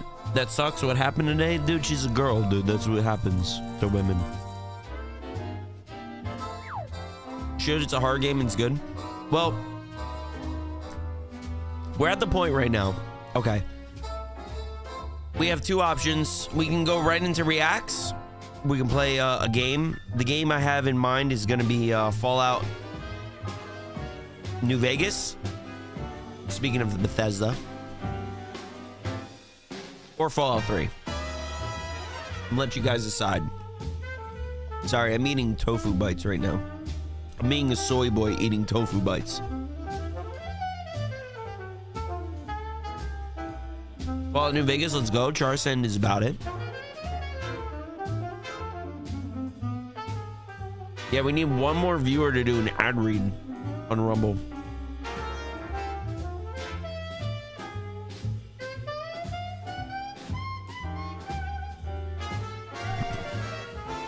Reactions? Okay.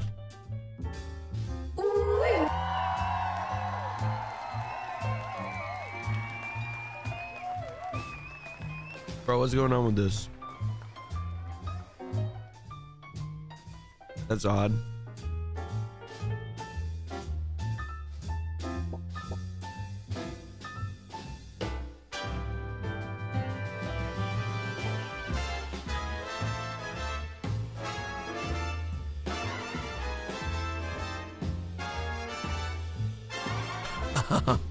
Hold on, guys. Remember, I have an issue.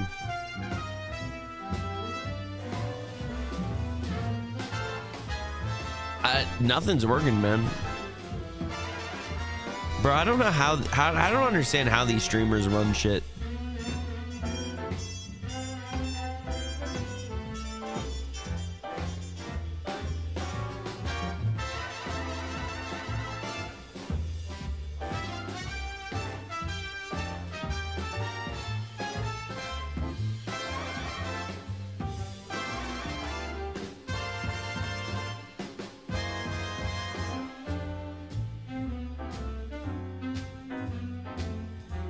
Alright, the camera's not gonna work. Camera's not gonna work. Oh, dude, we had a fucking Donjon Master, man. Dude, we had a Donjon Master. I'm so sorry, bro. I'm not trying to scam anybody out of their points.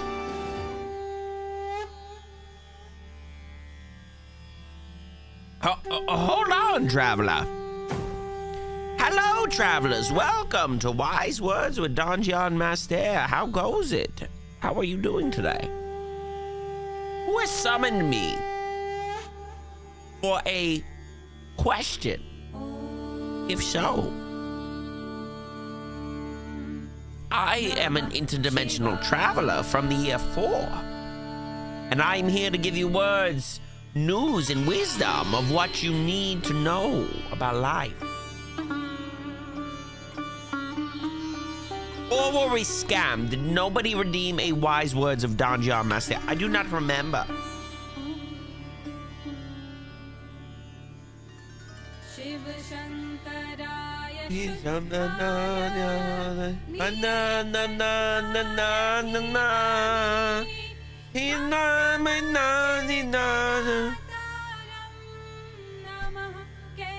How many licks does it take to get to the center of a Tootsie Pop? The world may never know. It really depends on the friction of the tongue and how the person is and how big the tongue is and all of that. What is your wisdom? My wisdom for you is that you should subscribe to the Chef Buggrub show on Rumble so you have access to the Rumble Premium shows, because you never know what will be on those shows. It could be really important information, and there could be visitations from me. Yes.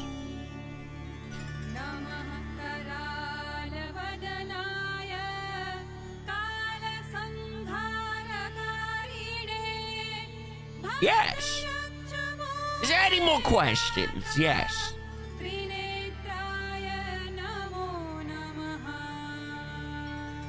Well, I guess not. This has been Wise Words with Don Gian Master Air.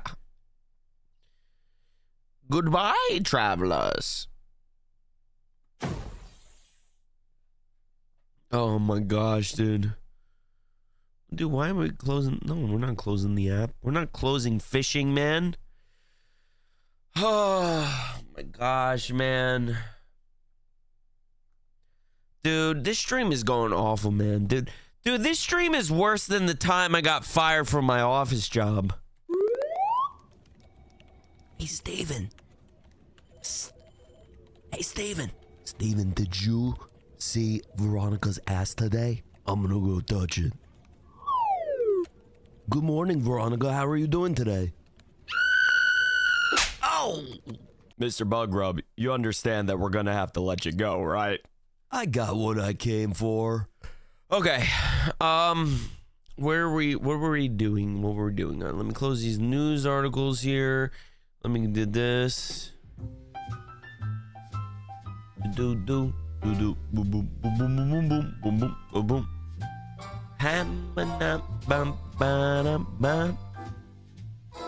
Can someone remind me? Can somebody remind me to send Ice Smash's package out, dude? Because I am sitting on the package, literally sitting on the package. All right, we're gonna watch this video Bleed Out sent me first.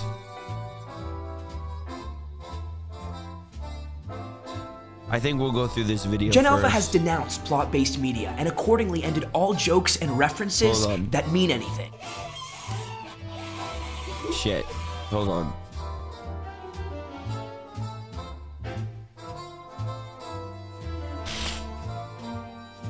No. Okay. All right.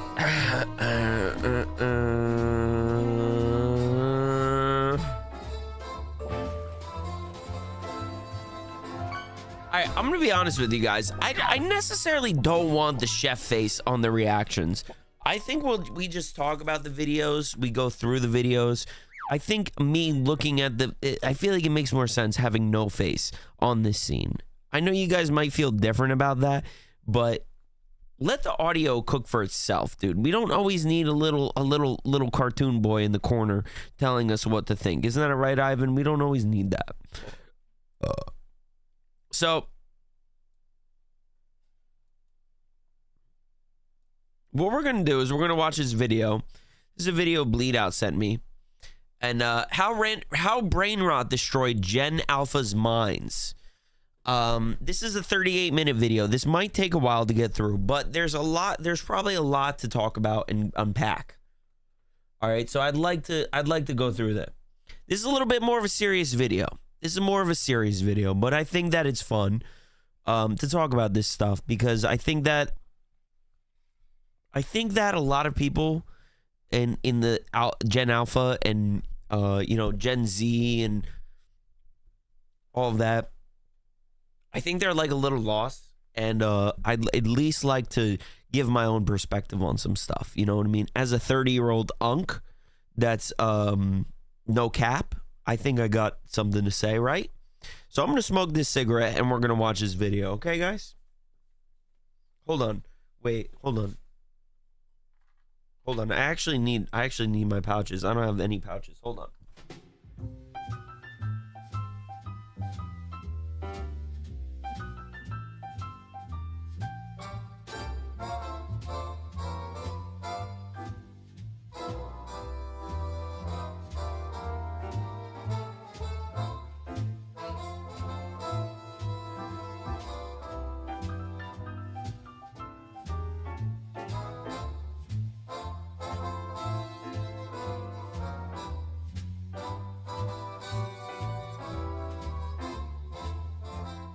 All right. All right, we're back. All right, let's get this going, guys. We're going to play this. All right, so this is how Brain Rot destroyed Gen Alpha's minds. Let's get into it. Oh, shit. Gen Alpha has denounced plot-based media and accordingly ended all jokes and references that mean anything. All right, show me your memes. Okay. He's just my What? dentist after I eat their equipment. Are you single? Can I come over and act whimsical and mythical and All right, so I'm not gonna judge them based off the memes alone, because when I was growing up, memes were very early in the early stages, and we had very stupid things growing up. Like our memes were like the little kid, you know, with like the swirly background and stuff. Like look, like our memes were like this background, you know what I mean, and it had a character and stuff. So I'm not gonna be too harsh on like the memes themselves. But like yelling at screaming, I think that's a little weird. It's not very funny. I think ultimately this affects humor, right? This affects people's humor and what they find funny and how they interpret like interactions with other people too, right? whimsical? I'm Michael Jordan. Stop it. Get some help. We have to understand this hasn't happened before at this level. Gen Z. I think it has happened before. That's the thing. I think it has happened before. We look at the past memes that have come out and things like that. And I think that there's been a lot of stuff that has come out.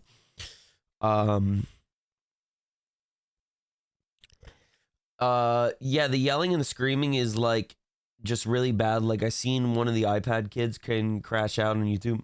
I mean, to be fair, Angel, you send us a lot of videos that are just kind of like noise and yelling. So The millennial Gen X humor was connected to something, like a funny vine, what's 9 + 10, or he's right behind me, isn't he? The format would be there's something funny, some real moment with real meaning, and derived from that is humorous references and memes we all laugh at. What is this? I don't think, but like the point of a meme is like the idea of something being memic, I think is bigger than just it being in reference to something. It's the idea of something that is going viral. It's something that has become mainstream. Like the idea of 6'7", right?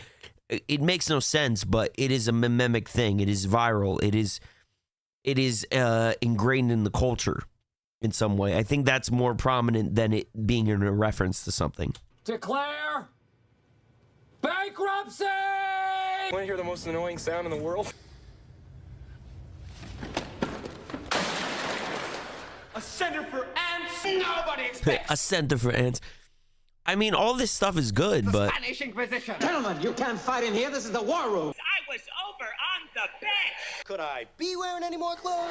Gen Alpha has taken the substrate of meaning that humor was based on and ripped it away. By sheer force of will, Gen Alpha has simply decided that a certain word, a certain phrase, a certain meme will become funny because we all agree that it's funny. But isn't society always been like that? Hasn't society always been like that? Haven't like we always interpreted art as being art? Certain art is in quiz it because it like is derived from a certain time period of a certain mindset and things like that, while it could be like we look at it and it might be like shitty. Isn't that just kind of how like society goes? No? Richard Dawkins coined meme theory. It's an idea that multiplies.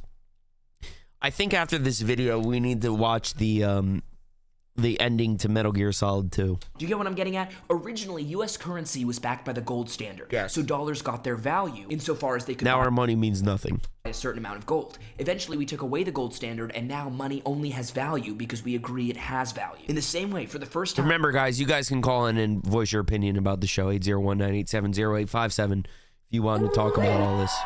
Gen Alpha's humor is only funny because they agreed to make it funny. It's not like 6-7 or Ohio. Well, isn't that the kind of like, isn't that like their humor? They're basing their humor off like Bitcoin logic. Like Bitcoin is only valuable because people make it valuable, kind of thing. Like crypto is only valuable because people make it valuable.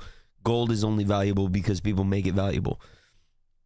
I feel like this is a false argument in a sense. Or Giot came from some hilarious moment in a Jim Carrey movie. It's funny simply because the Alphites have decided that it's funny. But the real reason Brainrot has caught on so hard is because an inside joke is always funnier when there are outsiders who don't know the joke. If you don't know But nobody what the knows the Alphites are joke. talking about, they can laugh about how you don't know the joke of Ohio or 6-7. I love inside jokes.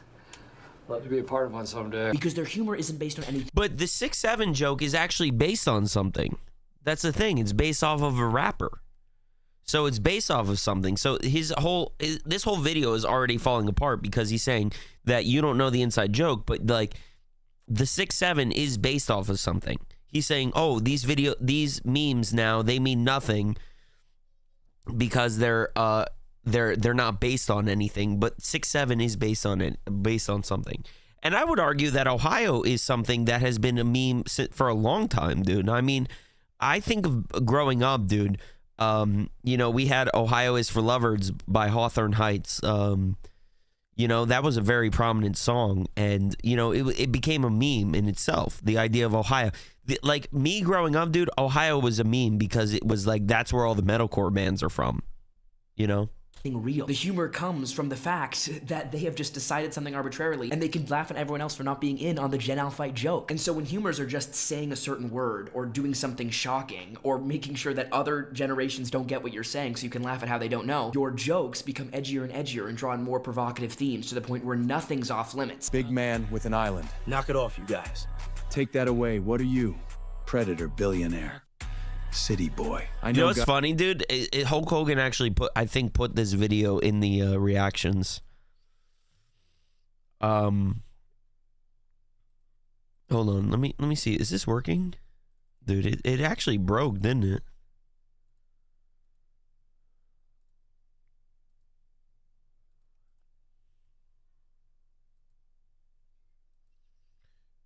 it? I'm trying to get the actual camera back on, but it's not going to work. None of that. We're 6 or 7 of you.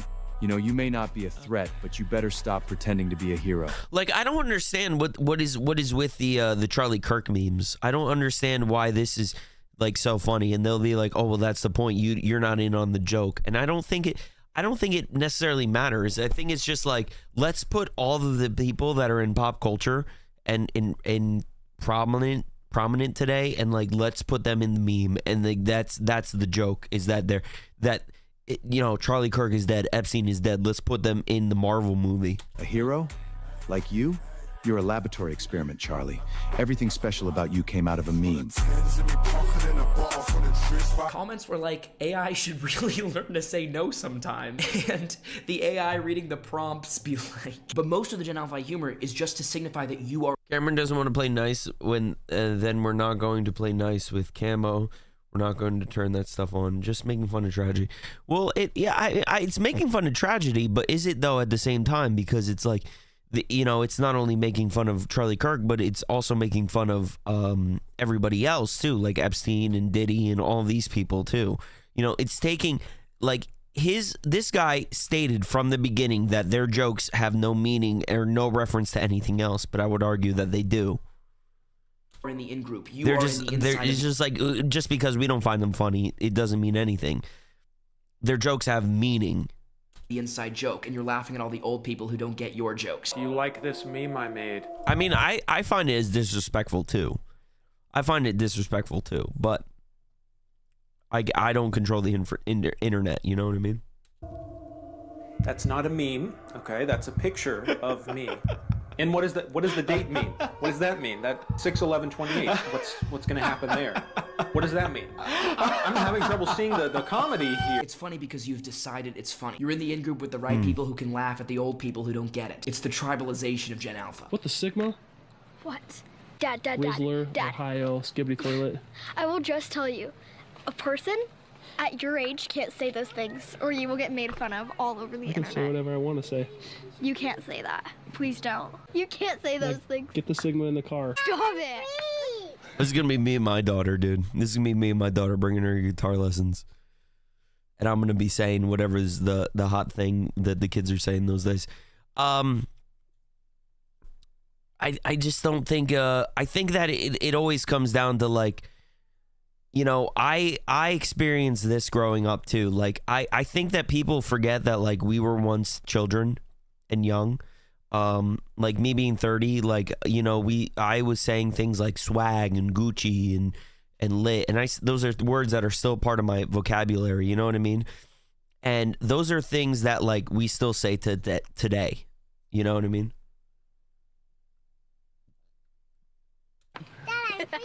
Get unbuckled before I send you to the Rizzler and send you to Ohio. Stop it. It's so bad. I know a lot of us will troll and make fun of the kids who say 6'7", but if you're ever around Gen Alpha, they genuinely say 6'7" like on a daily basis. And I coach my neighborhood swim team, so I don't know much about this too. Gen Just to be Alpha, fair. and they genuinely say all the TikTok brain rot. And especially with saying 6'7", it got so bad, I had to ban these kids from saying the word 6 or 7 because we'd be doing our stretches and we'd be counting, right? And as soon as they get from 5, they go 6, 7, and they would all go crazy. And I genuinely got so tired of it, I made a rule you could not say 6, 7. And they said so much TikTok brain rot. Like all these kids, they came up to me asking if I was from Ohio because apparently that's like one of the TikTok See, but brain like rot. that's the thing, right? Like this is what kids do is they'll say like they'll make fun of like 6, 7, and it's like back in the day it was 69, right? Like, oh, he said 69. Oh, you know what I mean? But like they'll always try to find a way to like fucking piss off their teachers or their coaches and things like that. That's nothing new. And we all know this feeling. If you've ever been part of an inside joke, you know that some of the pleasure comes from other people not getting your humor. And if this was all that was going on, that would be bad enough. That's But the upshot all of the Chef Buggrub show. Nobody gets the inside jokes. here is that Gen Alpha has replaced real jokes with jokes that aren't jokes. So everything previous generations... You can't say that though. This guy, I think this guy's cooked, man. I think this guy's chopped, straight chopped, bro. No cap. This guy's straight chopped, bro. Send this man to Ohio, bro, because his aura is down the shitter, man. Minus 1,000 aura on the Rizzler, dude. This guy doesn't know shit.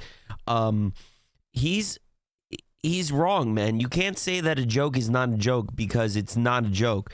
If people find you saying 6, 7 funny, then it's funny to people. It's a joke in itself. That's wrong. used to find funny is off limits for two reasons. The first is that whatever older generations thought was funny is the out group, and since these Gen Alpha jokes only work on signifying that you're in the in group and all the older people are in the out group, you don't want to use old people's jokes. And the second is Gen Alpha is so used to humor that doesn't have any kind of meaning that jokes that are actually taken from a funny scene, any of that godforsaken plot-based media, is immediately viewed with skepticism. And even when Gen Alpha does watch plot-based media, they don't watch it. Like, even if they're not... No. This is a lie because Chicken Jockey was a big thing. Everybody knew Chicken Jockey. It was a big thing, dude. And that's a reference to plot-based media. Because in Minecraft is canon to the lore of Gen Alpha. Distracted by their phone, they're not watching it. They don't take anything away from it. They don't care about it. I remember I used to think it was... Bro, how old is this guy, bro? This guy's 20 years old, like telling us... Dude, like, how am I, the cartoon man, more in touch with the youth today than this guy? crazy that in the old times people would read a novel and like totally change their personality and their course of their life. People How still Mark do that. David People Chapman still was do that. inspired to kill John Lennon after reading Catcher in the Rye. People or still those do that. novels where you have characters like Don Quixote. People listen. Communism is still alive, and people still read the Communist Manifesto by fucking Karl Marx, a man whose ass was covered in boils. People still read that shit. Okay, so don't tell me. And they base their whole personality off of that book. So don't tell me that that's not true. Famously inspired to take up knighthood because of novels that he read. Think about it, back then, even like the dregs of society who kill people. I'm a socialist. I feel sorry for you. I'm sorry, Charson. I'm sorry for you. As a 20-something-year-old person, as myself, I want to punch the guy in the video. I don't want to punch him in the video. I don't think he's right. Like John Lennon were so literate that they got their ideas from reading novels, okay? If Mark David Chapman was alive today, he would have just gotten these ideas. Charson, I'm going to tell you this. And this is all I'll say, dude. Socialism will never work. It'll never be a thing. And you might as well become a capitalist because it's the only way that you're going to actually make it in the world. From TikTok. At least back then, our serial killers were reading books. But all this to say, like, I know lots of people who made very different life decisions and changed their personality based on movies or TV shows or characters they watched. But Gen Alpha views the Zoomers watching movies seriously and taking things away and emulating certain characters the way the Zoomers look at people in the old times reading a book like Catcher in the Rye and changing your personality. Movies are just not a serious medium for Gen Alphite. They wouldn't change anything about themselves from a movie, maybe from a TikTok trend. It's a lie because chicken jockey. So when they do watch movies, they don't pay any attention, and if they do pay attention, they don't want to be like. That's a lie too, dude. He's assuming that these people have no sense of mind or making a decision for themselves. This is a what's the word, dude? This is a He's draping a canopy over all of these Gen Alpha people, and I don't think that's fair. I don't think that's fair. Characters, they wouldn't want to repeat any of the humor or dynamics that they watch in a movie, because a movie is just, it's like an old book to them. But to be fair, dude, they live in a world where movies suck ass nowadays. Movies suck ass nowadays, and they're boring and they're lame, and there's nothing interesting about any of them, dude. So how are you gonna say that?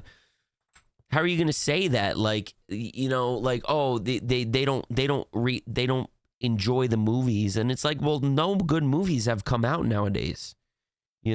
Back in the day when the boomers were alive, bro, they had The Godfather, they had Pulp Fiction, they had all of these good movies that shaped the culture. Now what do we have, man? Even me growing up, man, we had a bunch of good movies growing up. They got nothing nowadays. Nothing new that excites them. Nothing that is for their generation, and that is due to Hollywood being a cesspool of bullshit. I noticed that some books don't coincide with movies sometimes, and the books are usually better than the movies. That's always the case. That's always the case because the books are written by writers, all right, and the movies are made by directors, and the directors. And the directors want to make something that's engaging for film. So you're going to lose a lot of the extra added context in the book that is going on in the movie. I mean, that was a prime case when I was growing up with the Harry Potter movies. There was a lot of stuff that was lost in the books that did not make it to the movies. Hollywood is the hive of scum and villainy.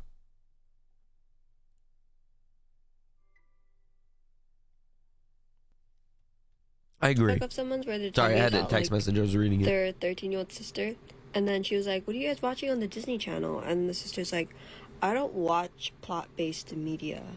Yeah, that in itself is kind of like weird, right? Like, I don't watch plot-based media. Like, I don't know. I think that there's maybe I think maybe that's like a social stigma with the Gen Alpha that I'm not familiar with, but like, saying you don't watch TV and you don't watch shows is like kind of ridiculous considering how prominent like Netflix, Hulu, all these platforms are.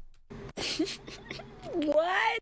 Baby, when I was 13, I was on that Wattpad reading plots. Reading plots already. What do you mean you don't watch plot-based media? Yeah, that's where my whole personalities came from when I was. I can't even say that any of this is true because again, this is a generalization, right? Like, There's always going to be those kids. And this also always comes back to the parents, right? The parents not raising their kids properly, putting them in front of the TV and giving them iPads at the age of fucking 2. And like, you know, if you're, I mean, what do you expect? What do you expect? You know, that's all I gotta say about that. Literally plot-based media. You're telling me you're inspired, you watch Brain Rot and you're like, yeah. Yes. How could you even say it's brain rot though, man? Isn't it all brain rot? Isn't everything on the TV brain rot? You know, you're watching. I grew up watching fucking Phil of the Future, bro, and I would say that that's probably brain rot. You know, Jimmy Neutron, brain rot. Courage the Cowardly Dog, brain rot. It's all brain rot. You know, it's just different. It's just fast, high stimulated brain rot that is quick. You know, like Skibbity Toilet, dude, like it's brain rot, but like, is it no different than anything else that I've watched growing up? I don't know. Hunger Games Mockingjay Part 2 came out when I was... Yeah, most parents now say there's a phone, go sit down and watch it. Well, I'll give you an example, right? As somebody who is a parent. So I have a 2-year-old, right? We don't let her watch, like, all right, we've been watching a lot of TV lately because the snow has been on the ground. We can't really go outside, but like when it's nice out and stuff, like we don't watch TV. There's barely any TV that is watched. And like when my daughter does watch TV, we watch like low stimulating cartoons and things like that. We don't watch Coco Melon. Like we'll watch you know, Daniel Tiger is a big one. Old Little Bear episodes, old Berenstein Bears. Things like that, you know what I mean? Because the animation's very different than what it is today. We just introduced Bluey yesterday. As like a new show to watch, and she loves Lilo and Stitch, so we watched Lilo and Stitch too. But like, she doesn't have a tablet. We got her this thing. It's called a Yodo. It's like a little like portable radio thing, so she can like listen to it and things like that. And she's very talkative. You guys have heard her on stream. She gets very talkative. She knows a lot of words. You know. So it's like we're very proactive on like what we allow her to watch, because like we don't want her to become like a brain rot fucking idiot, you know? 13. Best believe I was eating that shit. If you're 13 and you're watching this and you don't... I give my, B Money said, I give my kids max 1 hour a day, preferably 0 or 30 minutes. We also do no tablet, and yes, Yodo. You like the Yodo too? I like the Yodo too. We'll have to chat later, dude, because I'm trying to find some more stuff to get her for the Yodo. Yeah, man. A toning box. Same thing. Yeah, toning box is like the same thing, Drew. It's like the same thing. It's like a little different. But it's just, I don't know, man. I think a lot of it comes down to the parenting. Like people are like mad that the Gen Alpha is like fucked up. But like, who are the parents? It's the millennials that are the parents that are watching them and raising them, and like they're not making a difference, you know. Watch plot-based media. But to be fair, bro, millennials are fucked up too. Millennials are fucked up in their own right, and nobody talks about that, man. Nobody talks about how fucked up millennials are. Like I'm a cusper, like I'm a Gen Z, a millennia cusper, but like, dude, like the older millennials that I know, man, like they are so out of it, bro. They are so out of it. They don't understand like anything, and most of them, to be fair, are liberals, but they don't like think like logically, man. And like, to me, like that's the most important thing, like thinking logically, thinking like proactively. None of them do, man. As my kids have gotten older, they get plot-based media, but no YouTube and no short style videos. YouTube could be good though. YouTube could be good. There's a lot of good stuff on YouTube. There's good stuff on YouTube. You know, like my daughter, she watches what is it? It's like a farm video, Goldshaw Farms. She watches Goldshaw Farms and like watches the cows and the chickens and stuff and like all of that. Like there are some good stuff on YouTube. You know, you can't be all about it. I'm gonna be a hands-on mom. I'm gonna be a country hands-on mom. You know, it all comes down to the parents. And I do think that a lot of like the younger generation nowadays, like even people my age, like people are more crunchy about raising children. They don't want their kids to be exposed to a lot of shit and different things. And I think that's a great thing. I think it's a great thing that parents are taking initiative, because my parents growing up, dude, my parents just said, whatever, man, whatever. It's all good. It's all good. Let it all fly. You know, oh, fucking inject my kid with this and that. Yeah, that's fine. Do that. You know, now I think parents are thinking about this stuff a little bit more, and that's good, because it should be down to the parents that are raising the kids. Cooked. You're absolutely cooked. You're fried. We're only 7 minutes in this video. I'm going to try to let it play more. I have 5 of them, and they'll watch movies, but yeah, they're not basing their personality off of it. Even the cartoons that we watched, like as little kids, was plot based. Coco Melon, Blippi. Yeah, well, you let them watch Coco Melon. No one's telling the kids who they have to be. I cannot wait to see what it looks like to not be programmed or conditioned by plot-based media. And so everything past generations have thought is... All right. Hold on. Now, that mom fucked up. She let the kid watch Coco Melon. She let them watch non-plot-based media. How do I put this? You fucked up. You fucked up. You fucked up. You fucked up. You fucked up. I don't know how to put that any clearer. You fucked up. It's funny is no longer to Gen Alpha, up to and including farts when you're in elementary school. So if you fart, nobody cares. Nobody cares. Yeah, nobody cares. What do they do if you fart? I just farted. They continue doing their work or whatever they're doing normally. Yo, what up, Squilliam? My mom. Yo, Squilliam, bro. I want to get you in the hot tub, man. Squilliam, listen, man. You're here. I want to get you in the hot tub. Can we please set this up, man? Please. I'm begging you, bro. I want to get you in the hot tub. I want to talk about what we wanted to talk about, because I think it's really important, and I'd love to. Can we have matching suits? Of course, man. Of course. I'd love to. Please message me, man. Let's make it happen. I think it'll be a great conversation. I think you're a great person to talk to about this, and I'm sorry we didn't really see each other in Atlanta that much, dude. But it was nice seeing you for the split second I did see you, dude. You're a good dude. I've always appreciated you, you know. All right, let me read what it says. I'm gonna be so picky of what my kids see, hear, stuff like that because I've been through so much shit and I've had to suffer through shit because I've had a mom that cares and protects her babies. Well, all right. I think a lot of people say a lot of things like that, but like, you know, the truth of the matter is that you're a human too, and I think until you have kids, you can't really figure out on how you want to raise the kids, and you can't really figure out what you want to do with what you want to show them and things like that, and then it ultimately becomes a conversation between you and your partner too, right? It's an ever-growing conversation and an ever-growing thing as you go through, you know, like there are things that get brought up and it's like, oh, do we want to do this for our kids? And it's like, I don't know, let's talk about it. You know, it's an ever-growing thing. You could say this and that. I think some parental controls would be good on the computer, but as a teen I found out about VPNs. Well, I was a kid. I had access to all of the internet, and I wouldn't say it was beneficial to my mental health and my well-being growing up, but I would say it also helped me form like an opinion about myself. But I would also say nowadays the internet's very different than it was when I was growing up as a 13-year-old. You know, I was the kind of person that had access to the internet all the time. I could go on whatever websites I wanted to go on. I could play World of Warcraft all the time, talk to whoever I wanted to on Ventrilo. Yeah, Ventrilo, remember that? So it was a very different time growing up.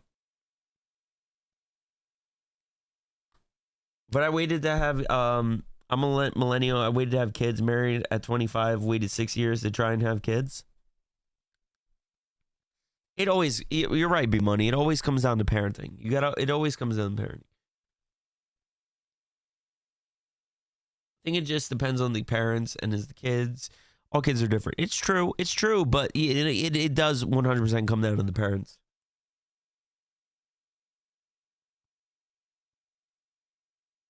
I think so too, Charson. But there's like a line between what is like we're monitoring the kids online, but like also not limiting their intellectual freedom in a sense, right? I think a lot of parents nowadays are too like reclusive with their parenting, and they try to shun their kids from everything because, like me, for example, I got exposed to 4chan at a young age, so I'm like, I want my kid to stay off 4chan. And it's like, of course I want my kid to stay off 4chan. But like, you know, where there's I don't know, there's nuance to a lot of it too. You know what I mean?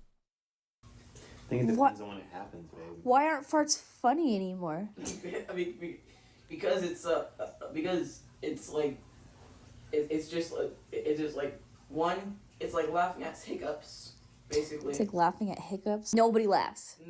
Nobody laughs, huh? In second grade either, nobody laughed?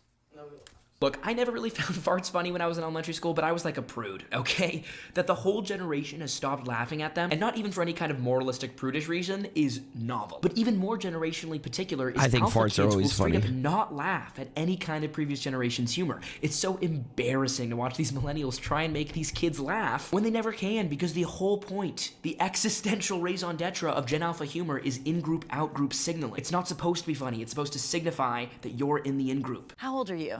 14. All right, we can do this. 14-year-old. I think I know what they like. Teens. Learn to read or become a Twitch streamer.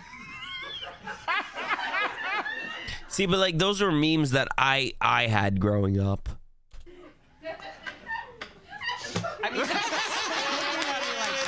And because Gen Alpha has become so detached from the original meanings of the things they say, they can't see the telos or purpose of any act. Find farts extremely funny. Why is this man even talking about this? Why I have 2002? Well, he brought it up because the videos talked about it. Activity they undertake in the real world. So when a parent asks their Gen Alpha kid to go check if the trunk is open, the Gen Alpha kid doesn't realize. I wonder if this, so you mentioned peanuts. Sorry, I'm chewing in one shot.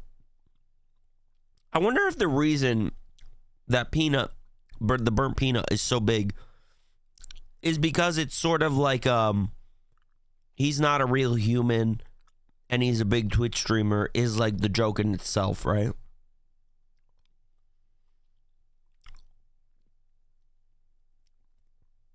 Like the joke is I'm watching a peanut, right? Is that the joke in itself? I don't know. That implies they want you to close the trunk if it's open, because Gen Alpha lives in this whole substrate detached from reality, detached from all the conventions and norms of the generations that came before them. They have been deracinated from normal life. I think I forgot the trunk. I think I left it open. Okay. Can you just go make sure? Yeah. Okay, yeah, it's open. That's kind of funny though. Okay, but you closed it, right? He's going to see if it looks. Yeah. If you've ever heard of the intellectual movement. That's kind of funny though.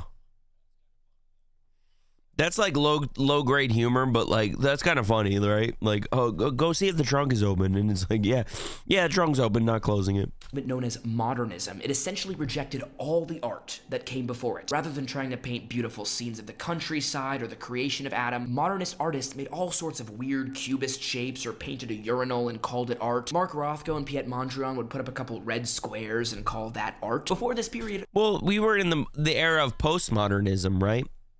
For a bit. And it's like, now what? We're going into modernism. We're going into like the postmodernism being the idea of the rejection of like the norm, right? And now we're going into modernism of being like, well, like the norm is the postmodernism. Interesting.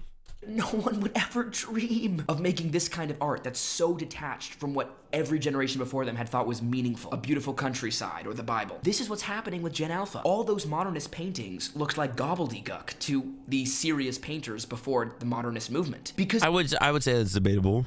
Again, art is subjective, just like meme culture and humor.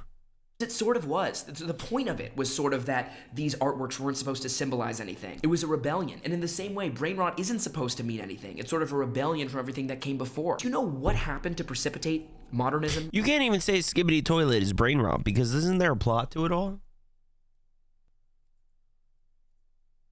Isn't there a plot to Skibbity Toilet? Like, there's this shit with the cameraman and the fucking TV guy, and they're like saving the world.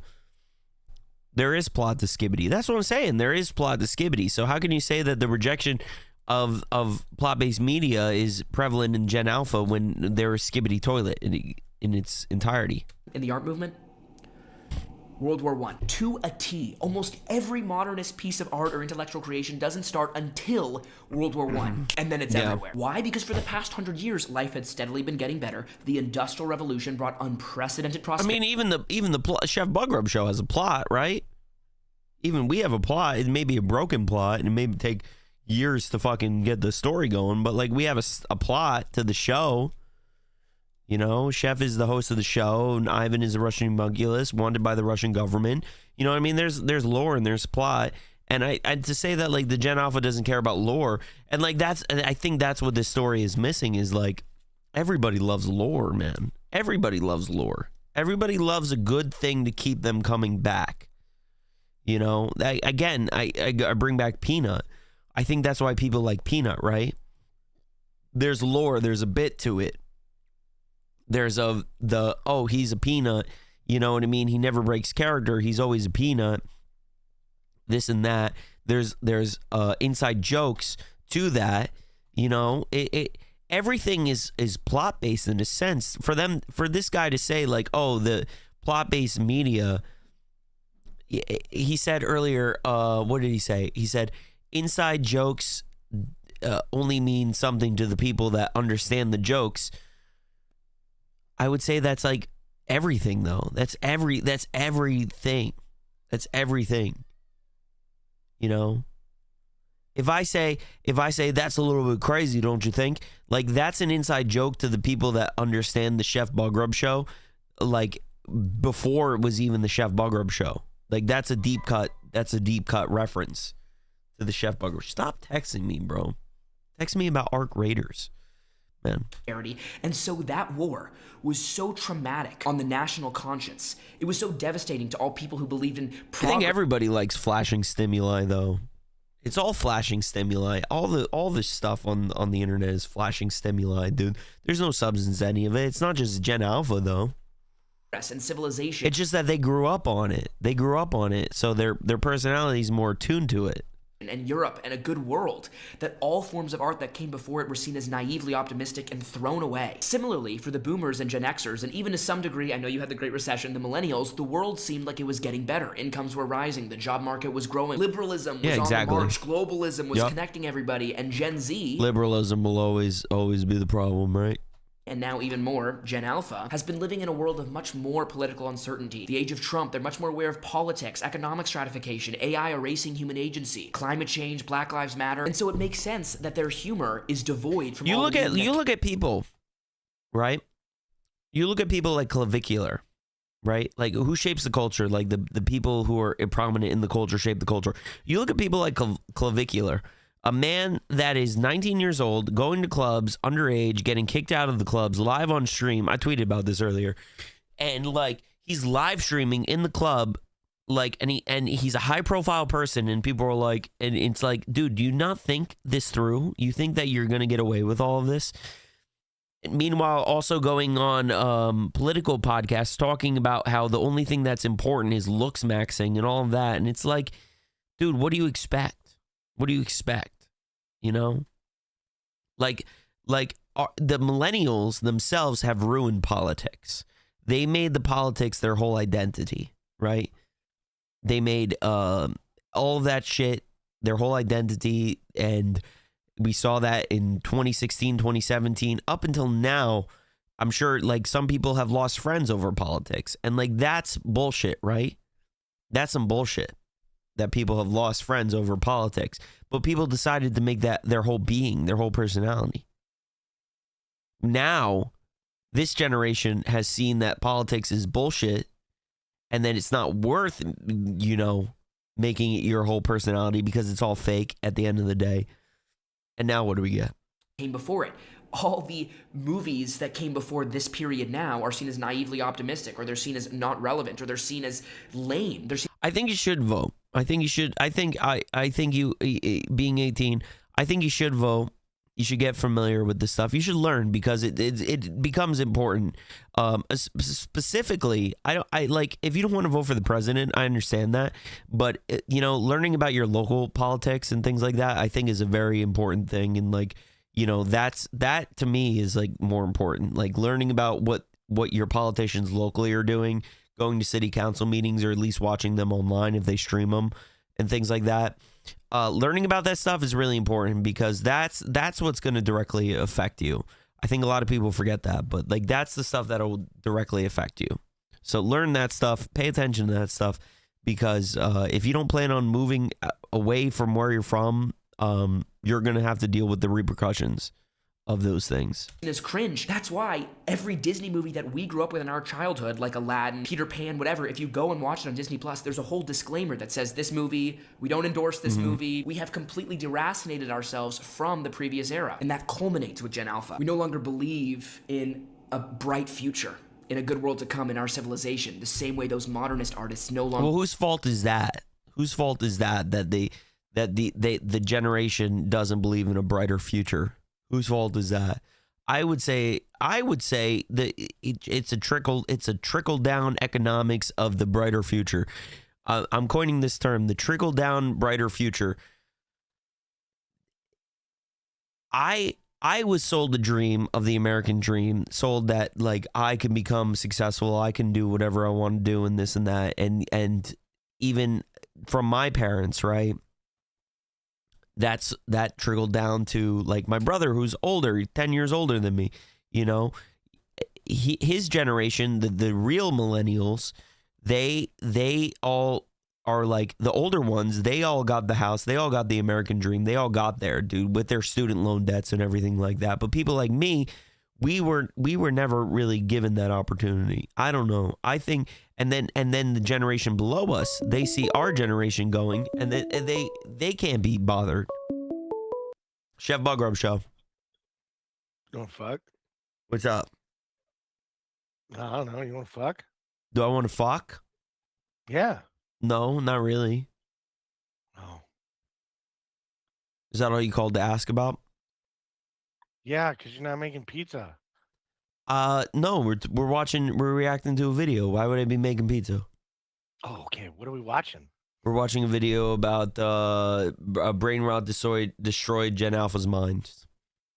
Oh, all right. I'm locked in now. Okay. Bye, Dad. All right, goodbye. Believed that European civilization was the shining city on a hill they thought it was before World War I. And there are devastating practical consequences to this philosophical sea change. When, you know, we think Gen Alpha will be able to use technology so well, but they can't. Like, they can use a Coco Melon app, but they're not even good with technology. Coco Melon app? What is the Coco Melon app? Does anybody know about this? I've never heard of the Coco Melon app. Past the point where they're acquainted with technology just does everything for them. Gen Alpha kids who grew up in the most computerized age ever can't even type on a computer.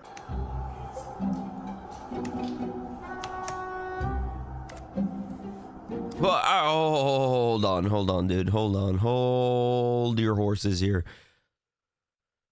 I had typing class growing up. Do they not have typing class anymore? Is that not a thing? Can anybody confirm this, that there's no typing class anymore? Because I learned to type. I used the home row and everything, and I played online games, so I had to learn to type very quickly. Is there nothing like that anymore? Do they not have that anymore? You had typing class? I had typing class too. Like classes where you learn to type or use PowerPoint? Really? Really? There's nothing like that. Huh. But perhaps I mean, I would say that's like the most important thing about using a computer. How do you expect the technology to work for you? How do you expect to use AI to even do stuff if you can't write the prompt? perhaps most insidious of all, because everything has been brain rotted and memes and joked to death, even when there's no meaning behind it. Gen Alpha thinks being earnest and doing things genuinely in the real world where there actually is meaning, which, as we've just established, is the opposite of the hold on. In the real behind it. Gen Alpha, everything has I'm been gonna brain rotted rerun and this. memes and joked to death, even when there's no meaning behind it. Gen Alpha thinks being earnest and doing things genuinely in the real world where there actually is meaning, which, as we've just established, is the opposite of the whole generational alpha inside joke. That's what brain rot is, that they're all in on, and you're not, that this genuineness is lame. More potently than every other generation. Doing things. I don't know about that, dude. I think that's a human experience, man. That's life. That's life. To say that you, again, this is an assumption of the whole generation, which I think when you assume anything about any class of people as the greater whole is like negative, because it's clearly not everybody. To say that the whole generation thinks that doing things honestly and earnestly is like lame, I don't know, man. That's a hard sell. That's a hard sell for me to believe. Is that what can somebody who's Gen Alpha like explain that to me? Is that fact? Do people think that like doing things like with passion and dignity is like lame? Like, I don't know, man. To me, that's what my whole generation was about. Like, we all didn't want to be like the fucking corporate slaves of the 90s and the early 2000s. And like, we wanted to be like, you know, push our lives. Like, that's why like I do the show. Like, I'm 30 years old. I do my show and things like that because I want to be like out of the norm and things like that. My parents have dogs that are like technically my dogs, but I don't have dogs personally. I can't have dogs where I rent. But I've had dogs my whole life. My parents have two bulldogs.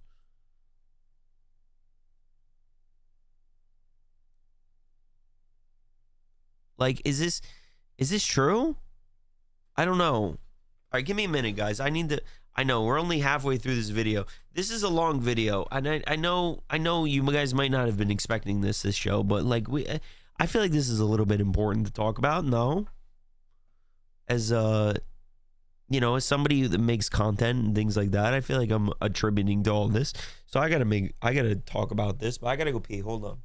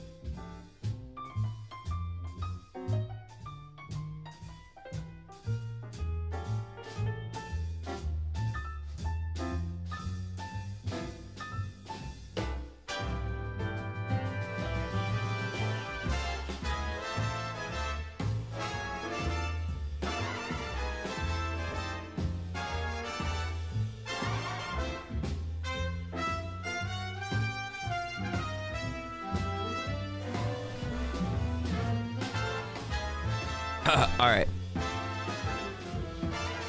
All right, we're back. Let's get to the video. Guys, we're only 13 minutes into it. I'm sorry that I keep stopping it, but there's so much. Oh, shit. There's so much to talk about. Generation. Doing things and meaning them. Caring about things, having real hobbies in the real world is so cringe you shouldn't even think about it. I'm gonna try not to pause it. Genuinely and mean them. Past generations. And Gen Alpha's entire raison d'etre in their language has been, we gotta get rid of all that stuff. They're lame. Let's make a whole language to laugh at them. Gen Alpha is going to have a boringness epidemic. I was scrolling on TikTok and I saw one of those cringe video compilations. And the first video at the top is of a young girl. Fuck, I'm sorry. I just said I wasn't going to keep pausing it, but the boringness epidemic, I think that this is a bad take. I think this is a bad take, man, because I think that the people, society in itself has become boring, right?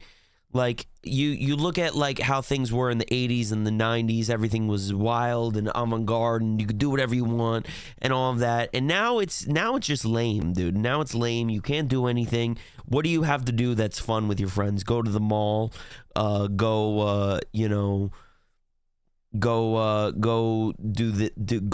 the ice skating rink. There's nothing fun to do. There's nothing interesting to do. There's cameras all over the place. Everybody has to worry about the social repercussions of everything.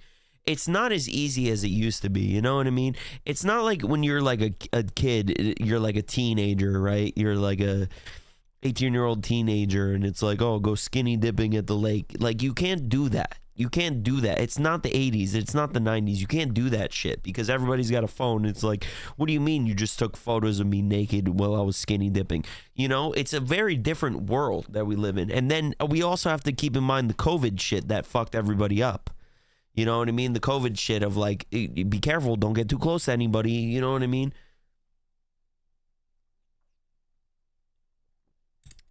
You know, there's so much shit. There's so much shit that is like changed in society, that like being a kid, being experimental, being avant-garde, being different, doing the things that are unique is like gone, man, because like society has cracked down on so much shit, dude.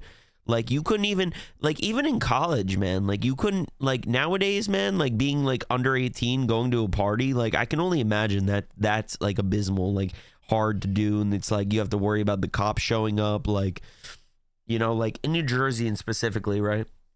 New Jersey, Rutgers is a big college town. It's a big college party area and things like that. And it's like, I used to go to parties all the time underage. You know, nowadays it's like everybody's more careful, I would assume, right? 15 years old, performing slam poetry at the front of her classroom. The person holding the camera is trying to hold back laughter as this gothic 15-year-old girl performs this slam poem about pain, and all she feels is pain. Mm-hmm. At the time, I think, that's a bit mean-spirited, and I keep scrolling on, living my life. I cannot shake this video from my brain.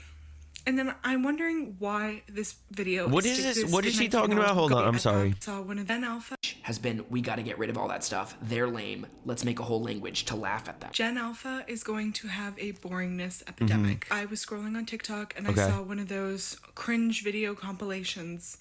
And the first video at the top is of a young girl, maybe 15 years old, performing slam poetry at the front of her classroom. The person holding the camera is trying to hold back laughter as this gothic 15-year-old girl performs this slam poem about pain, and all she feels is pain.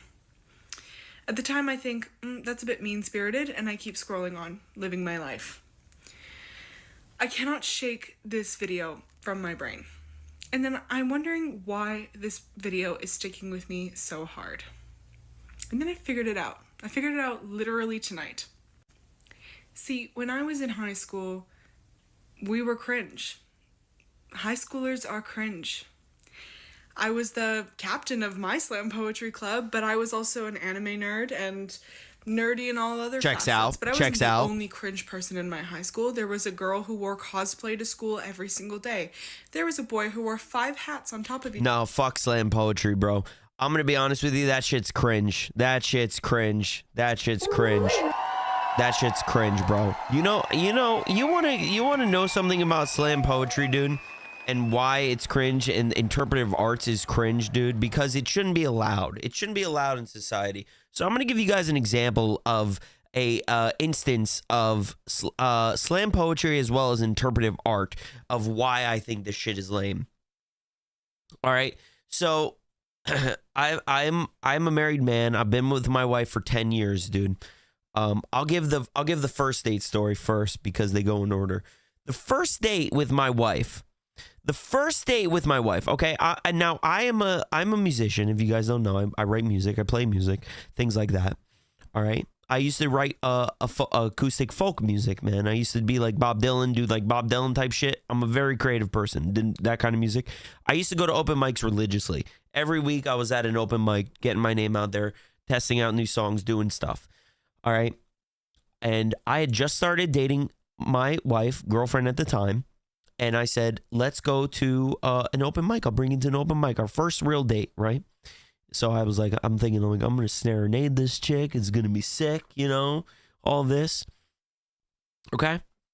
Now, this open mic at this place that I was very familiar with, all right, it was never very weird, right? But sometimes we got poetry. Sometimes we got comedians. Sometimes we got whatever. Mostly it was music. All right. The guy that goes before me, okay, he sets up a table and he's got a Tupperware bin, like a big Tupperware bin of fake blood he puts on the table a fake skull with a fake machete, wearing a white t-shirt, and has like a weird projector thing set up, and he is smearing the fake blood over the skull and all of this shit. And like it was kind of impressive because he didn't get a single drop. He didn't get a single drop on him, right? But he did this, and my wife swears, she's here right now. She walked in as I was telling the story. She swears that they were throwing tomatoes at him. I don't necessarily believe that. They threw tomatoes at that guy. She says they threw tomatoes. Without a doubt, I would not forget that. And yeah, thank you. And you know, and this was the disgusting behavior. Like, this guy shouldn't have been out there doing this. He shouldn't have been out there doing this. And like, next example, and this goes into slam poetry. One time I was doing an open mic. It's always the open mics, right? It's always these fucking open mics. I was doing an open mic at a coffee shop, and I was really excited to do this. The person before me, okay, keep in mind, I went on right after that guy that was doing the blood thing. The person before me was a fucking chick that was doing some slam poetry talking about having sex with her ex-boyfriend. And it was like this sort of thing where it was like pulsing deep inside me. Hold on. Pulsing deep inside me as he ravages my body and pushes into my core. I feel him deep inside me, plummeting into my fucking vagina. And dude, and I'm supposed to go on after this. And you think that shit's okay? You think that shit's okay to go and talk about? You think that shit's okay to go and talk about? Because it's fucking artistic freedom. We should be able to say whatever we want. No, you shouldn't be able to say whatever you want when there's fucking children around. Dude, this was a family-friendly event, and you're talking about that shit. Put that on your blog. Put that on your Tumblr account and leave it. Leave it.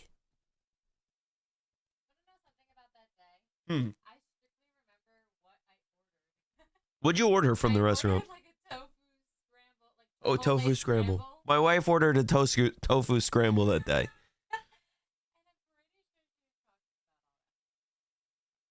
She was talking about all that shit on her period. Oh, that makes it even worse. Yeah, she was talking about doing that. She was talking about having sex with her boyfriend on her period. That was the slam poetry. So don't hit me with the slam poetry is, oh, this shit is cool. No, it's not fucking cool. It's not cool, man. Write songs, do something cool, put that shit on your blog. Don't put that shit in my coffee shop where I'm gonna sing songs about that like are like fine, and you're gonna do that shit. And then I gotta go on after you. But I'll tell you what, if you do that shit and I go on after you, you're gonna make my set look a lot better. Each other every single day. I think that might have been an autism thing, but either way, we called it cringe.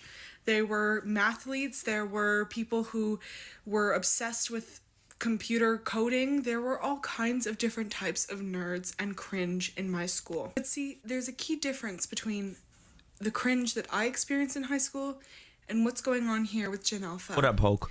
And the key difference is that our cringe wasn't put on blast on the internet for 1.2 million people to like. When I was in high school, yes, you definitely were made to pay if you were cringe. You were bullied, you were made fun of, you were teased. But the entire internet didn't. I would argue that it was probably worse when I was younger. I honestly would argue that the cringe was worse when I was younger because you're dealing with the insults of the people directly. They're calling you fucking shit. They're talking shit behind your back. You know, like I was a scene boy. Like I had to deal with my fair share of shit. You know, like you're dealing with that shit directly. Like where's the internet? You can always turn off TikTok. You could always delete your TikTok. You could always get away from that shit. See it. It wasn't. But this is a prime example of why, like, I don't want my children to have social media. We don't show my children on social media or anything like that. You know what I mean? Okay, or was it part of the culture to record somebody and put it online without their consent? And this is what I feel with Gen Alpha. Because I imagine if I'm 15 and I'm doing the cringe shit that 15-year-olds do, I'm at the front of my classroom and I'm reading a poem about pain and misery. Hold on, guys. Hold on. Give me, dude. Can we we have the fucking viewership. We have the viewership. Let me hit this, dude.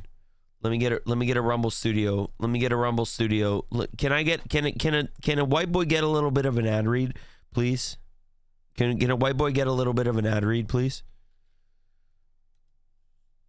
Oh, did we lose it? Fuck, dude. We had 10 viewers and we lost it. We lost it, man. Dude, why can't we get 10 viewers on Rumble, man? We need more people on Rumble, man. I'm telling you guys now. I'm going to tell you guys now, man. We got to get more people over on Rumble. You guys got to make accounts. You guys got to follow me over there because we're going to be doing a lot more stuff on Rumble. We're going to be doing a lot more. Oh, we got one. We got the 10. We got the 10. Stay where you are. Stay where you are, people. Stay where you are. We're going to do an ad read. Let me do an ad read. Let me please. Lee Petter. Thank you. Stay, dude. Let me do an ad read. Please. All right. I want to do one, man. We can't do one for the gaming chairs because we're sponsored by Respawn. I can't do those ones. We'll do 1775 coffee. All right. Still haven't tried 7075 coffee? Now's your shot. The 7075 starter kit just dropped only 1,000 units. You guys better get that shit. It's going to go quick.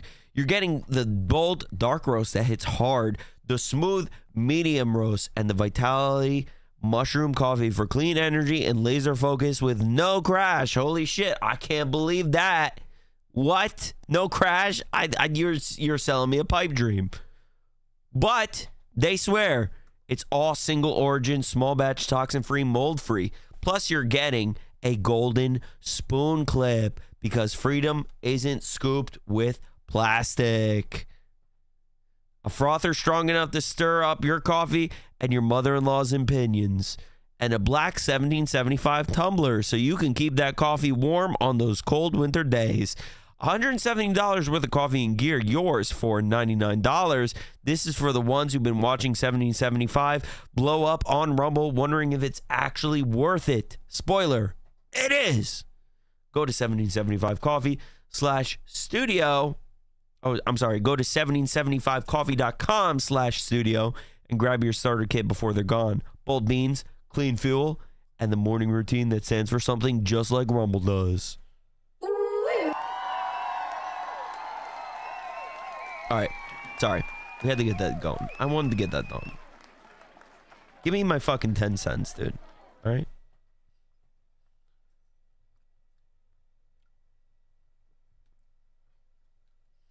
We had to get the ad read in. We had to get that. Where's the video? Wait, where's the video? Okay, there. I found it. All right. I'm an asshole. Sorry, I never asked. How are you? How are you? Work mute. I bet he doesn't like the methamphetamines. I don't like it, methamphetamines. No. All right. All right, let's get back to it. And then I go on my phone and I see it's all over the internet and it's got over 1 million likes. I'm never fucking writing slam poetry again. And this is a problem. No, because it's not. T.S. Eliot didn't come out the womb writing the love song of J. Alfred Prufrock. It took... No, it's not, bro. This... fuck. I can't stop but stop this video because I have so much to say about this. Dude, if you're an artist, dude, you don't give a shit what people think about you. You know how much shit I get from people that are like, oh, you fucking you're a VTuber, dude. You do a fucking VTuber show. And it's like, fuck you, dude. I'm at least doing something. What do you do with your life? You fucking go to the club every weekend and drink and have sex with whores. And you're telling me how I'm supposed to live my life. You know what I mean?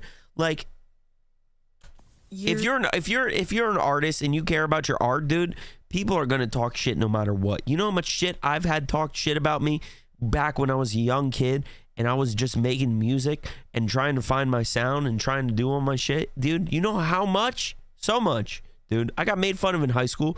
No girl wanted to talk to me. Some girls did. The girls that did want to talk to me, they liked the Jefferson, you know. But that's besides the point. Of practice. It took growth. It took probably years of them not being very good and them being probably cringe. But the difference was no one put him on the internet, made fun of him until he never wanted to write again. Gen Alpha is going to be a generation of the most boring individuals ever who all want to be skincare influencers. I disagree, bro, because I'm going to say this. I'm sorry, man. I'm sorry, guys. I keep pausing it. The whole rest of the stream might be this video. I will disagree because I think that the modern day and age forces people to be more creative. For the people that actually want to push shit and push their music and push their art, they have to force themselves to be more creative. They have to make it, because I'll put it for an example, right? My band Cave Art, we make music. We don't want to fucking make stupid videos. But we know that the stupid videos are going to be the things that are going to get people to actually tune into our music, because if we don't make the stupid videos, then nobody's going to want to watch us. So we have to make skits. We have to do all this stuff just to get people to tune in to our shit. This forces the people to become more creative, because they know if they want to grow in their craft and they want to succeed in their craft, and if they want to be somebody that is like a influential music person or a slam poet or whatever, you have to make stupid videos. You have to be creative. You have to make these videos to push your shit.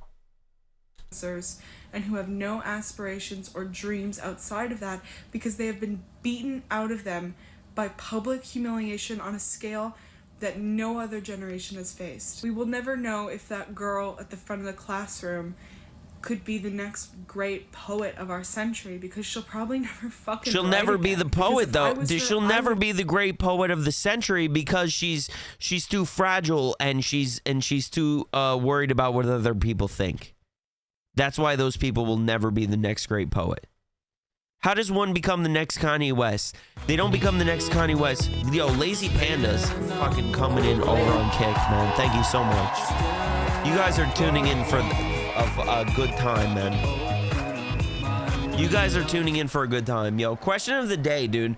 Do you think that Gen Alpha is brainwashed to no redeem? Do you think that it's over for them? Question of the day. Do you think that Gen Alpha, it's over for them? You think that they're too brain rot? Because I have a lot to say about this. And we've been talking about this for the last hour. Trying to get through this 30-minute video talking about Gen Alpha and the brain rot. Lazy Panda, thank you so much for the host. If we can get a shout out for Lazy Panda over on Kick, I really appreciate that. Thank you for the host, guys. I really appreciate that. If you guys are interested, I am also streaming on Rumble. I'm trying to grow my Rumble stream. So if you guys, it's the pinned comment. You guys can follow Chef Buggrub on Rumble. That'd be greatly appreciated. I'm really trying to push my stuff there. I'm going to be doing some exclusive content over there. And I'm excited to grow the Rumble streams. But we're talking about Gen Alpha have a rough road ahead. Yeah, I think so too, Ross. But I think that a lot of the issues come from our generation and older talking about how fucked up they are. And I think I've had a lot to say. And I will say, if you are interested in the culture of the Gen Alpha and all of this, and like I'm a 30-year-old guy, but like if you're interested in any of this, I think this stream is worth a rewatch. Going back and watching the VOD. Rumble on my radar. I can't stay, but I'm gonna hit you up with a follow there. I appreciate that. Thank you. Thank you. Appreciate that. Thank you so much. I appreciate it. Hey, you know what? You know me. I love the multi-stream. I love the multi-stream. We got the four little icons down there. You know. We're live on all those platforms. We're live on Rumble. The giant horse cock weighs over 11 pounds. I'm pushing the multi-stream. We're trying to grow the show. But thank you again, Lazy Panda. I really appreciate that. If anybody doesn't know who I am, my name is Chef Buggrub, host of the Chef Buggrub Show. It's a live interactive cartoon show here to bring you dread, joy, and everything between. You guys are tuning into Jefferson Reacts, part of the show that I hate, but you love the most. This is a very different Jefferson Reacts. We're talking about this video, and I think it's a really important thing to talk about. I appreciate that. Thank you. Thank you, Lazy Panda. I'll hit you back with the. Let me hit you back with the follow. I can't necessarily do it right now. I will get you with the follow. I will hit you back with it at some point. Never right I promise. I don't know about you, but the idea of a bunch of bland, beige, boring young adults that are going to be coming of age in 10 years, where not a single one of them has an interesting, unique voice this is so fucking through the cringe. hardship and pain of labor. Fuck, what a bleak future. This is so cringe. This is so cringe, man. To say that, like, to put the whole generation in a nutshell, right? And to say that, like, oh, all of them are going to be fucked up. They're all going to be fucking lame and boring. It's so disingenuous, man. Because I know so many people from my generation that are so lame and boring and fucking nothing, dude. They're nothing. They're shells of humans. And to sit there and say, like, oh, this whole generation is fucked. I hate that, man. I hate that, man. How do you sound like such an out of touch person by saying that? You know? Like people my age say this all the time, like, oh, the generation younger than us is so fucking fucked up. And it's like, bro, we were fucked up, man. We were fucked up. We were messed up. And you're gonna say, oh, this generation, because they're on TikTok and they got millions of followers about their cringe slam poetry, they're not gonna want to do that shit again. Like, no, that's not true, man. That's not true. These people will still make the stuff. There will still be the Kanye Wests of the future. There will still be the Taylor Swifts of the future. They will still come. This is the mentality that ruins people. See, this is the problem, bro. This is the problem. This is the shit I dealt with my parents. Is they say your generation doesn't want to work. Your generation doesn't want to do this and that. And it's like, your generation doesn't want to teach us how to fucking be the way that you want us to be. You know? So like, what are we supposed to do? What are we supposed to do? Fuck, dude, I'm so hyped right now, dude. This is a good stream. This is the shit I want to talk about.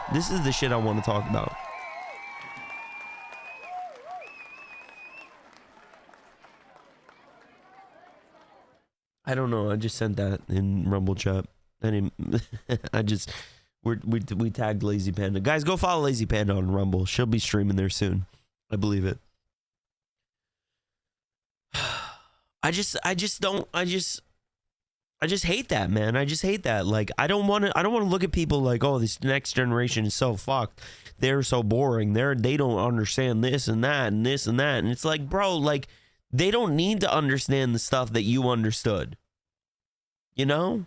They don't need to, man. It's a different time. They grew up with a different culture. They grew up with technology. They grew up with different stuff. Fuck.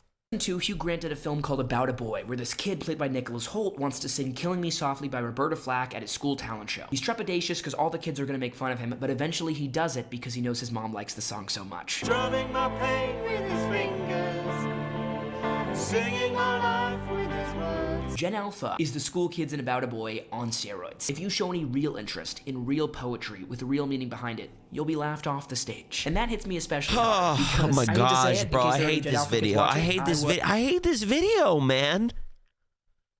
I hate this video. Check your YouTube live. Hey, what up? How's it going? Good to see you. Good to see you over on YouTube. I appreciate it. Thank you. Honestly, I appreciate all the YouTube views. It helps push us getting closer to monetization. So the YouTube views really do help. So thank you guys.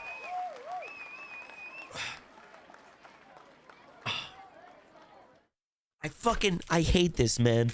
You know how much shit that I've had to deal with growing up? Deal with fucking people telling me that my shit sucks and this and that, all of this, and it's like, oh, they got to deal with fucking bad words and people talking smack about them. They're never gonna do anything good. And it's like, shut up, dude. This, oh my god. A professional poet. In high school. I went around performing poems for other high schoolers, which, as you can imagine, is probably the most cringe thing that it is possible to do. Second. You know what, dude? This guy's a prime example. He's making this video, and I'm sure he had a bunch of fucking haters, but he ignored the haters and he kept going, and now he's making YouTube videos. And only to a guy knowing a girl for several years, she asks him who his crush is. He turns to her and goes, "You know her really well." But what makes me possibly even more cringe than the underhanded nice guy was I was doing all these poems at these high schools on Zoom. Can you imagine it? You could go to some assembly and I come out and do a stupid poem. Oh my gosh. But it was such a cool experience with a bunch of other really talented kids, and I got to be part of this poetry demonstration with Amanda Gorman, although it did leave me with some trauma. Oh my gosh. I was at practice like every week, right? I miss one practice and no one texts me, "Hey Casey, get to this practice, it's really important." And that week, Prince Harry and Meghan Markle show up for Black History Month. Bruh. Murphy made his law for me at this point. Maybe it's better I wasn't there because I'm not black, but, you know, still. The point is, if I had let being cringe stop me from doing stuff, I wouldn't have done that poetry thing, and I might not have gotten into the college I got into. And the thing is, you have to risk doing something that might catastrophically fail and be completely embarrassing for you to be able to try things that might work out and enjoy, and something that you really love. So above maybe anything else I've said about Gen Alpha, this is what I worry about the most. This, by the way, has replaced bullying. There will always be some kinds of taboos and morals. Oh my god, I should make a fucking video talking about this. There's always gonna be some kind of tearing people down for different reasons. When I was in school, that was bullying. But through like a million anti-bullying ads and posters, bullying is... People still bully, man. People still bully. They still bully, man. They still bully. It has not gone away. Just because they made ads and shit like that doesn't mean the bullying has gone away. Today was my son's first day of 6th grade, and I asked him, "Did anybody bully you?" And he's like, "Nobody bullies anybody, Mom. That's so weird that you say that." And I'm like, I got bullied brutally on my first day of 6th grade. I still remember it. Bring bullying back. And years later, when I got my first job... Bring it back, bro. That's the problem. Maybe everybody's too kumbaya. Maybe everybody's too kumbaya. They're all fucking cool with each other. They don't bully each other. And it's like, maybe you do need to be bullied. You know, I was bullied, man. I was bullied, and it fucking bothered me. It bothered me, and it made me think about who I was. You know? Fucking Billy, who lived in the trailer park, bullied me. And it's like, oh my God, like I growing up, I had a nice house, you know what I mean? I had nice parents and stuff, but Billy, who fucking had the divorced parents with the alcoholic dad, bullied me. And it's like, maybe we all need a little bit of fucking Billy. You know what I mean? Maybe we all need a fucking Billy in our lives to fucking put us into perspective and maybe think about who we are. You know? My first real job. I'm gonna give you some perspective on this. I'm not opposed to bullying. at all, because I think if you're a person that's getting bullied, if you can stand up for yourself, that's important. Because like ultimately, right? I don't think anybody has the right to tell you who you can be and who you can't be and all of that. Like if somebody is like mad at you, if somebody's bullying you because you fucking want to do slam poetry, well, like fuck them, right? Fuck them. As much as I talk shit on slam poetry, like if somebody's bullying you because you want to do slam poetry, well, it's like fuck them, right? But if like how do I put this? All right, so my first job, that's what I was talking about. So my first real job, I was 21 years old, right?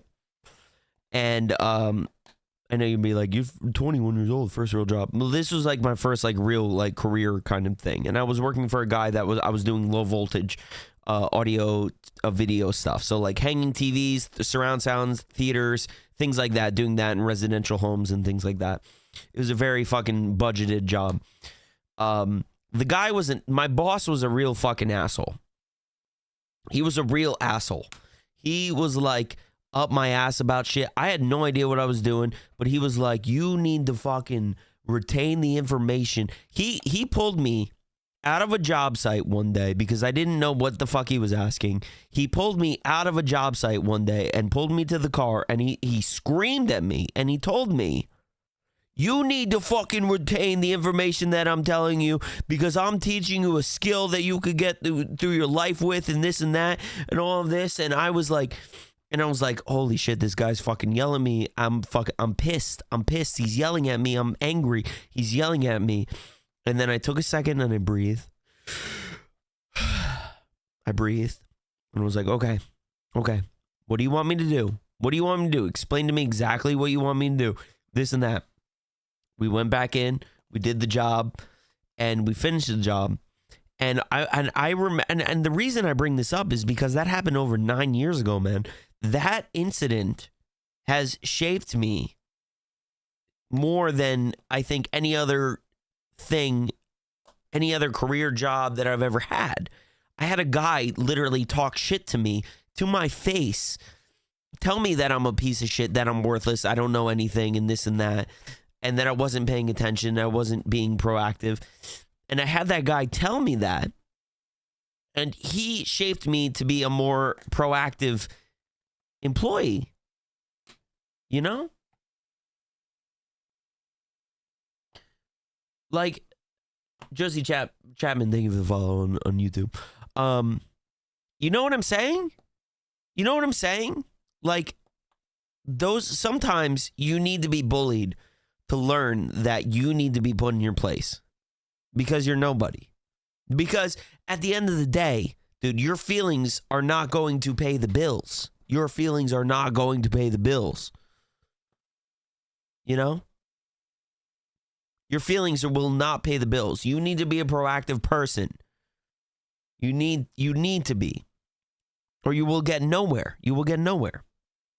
And it's like nowadays, like I'm in a union job. I don't have to fight for my wages and this and that. I can be lax, but I've earned the opportunity to be in this position. Most people do not get that opportunity. So you need to be a fucking proactive person. You need to pay attention. You need to understand stuff. Working at the Dollar Tree when I was 18, I ran into my bully who continued to bully me, not just at the first day of sixth grade. You need bullies. You need bullies to shape your future. You need them. Throughout middle school.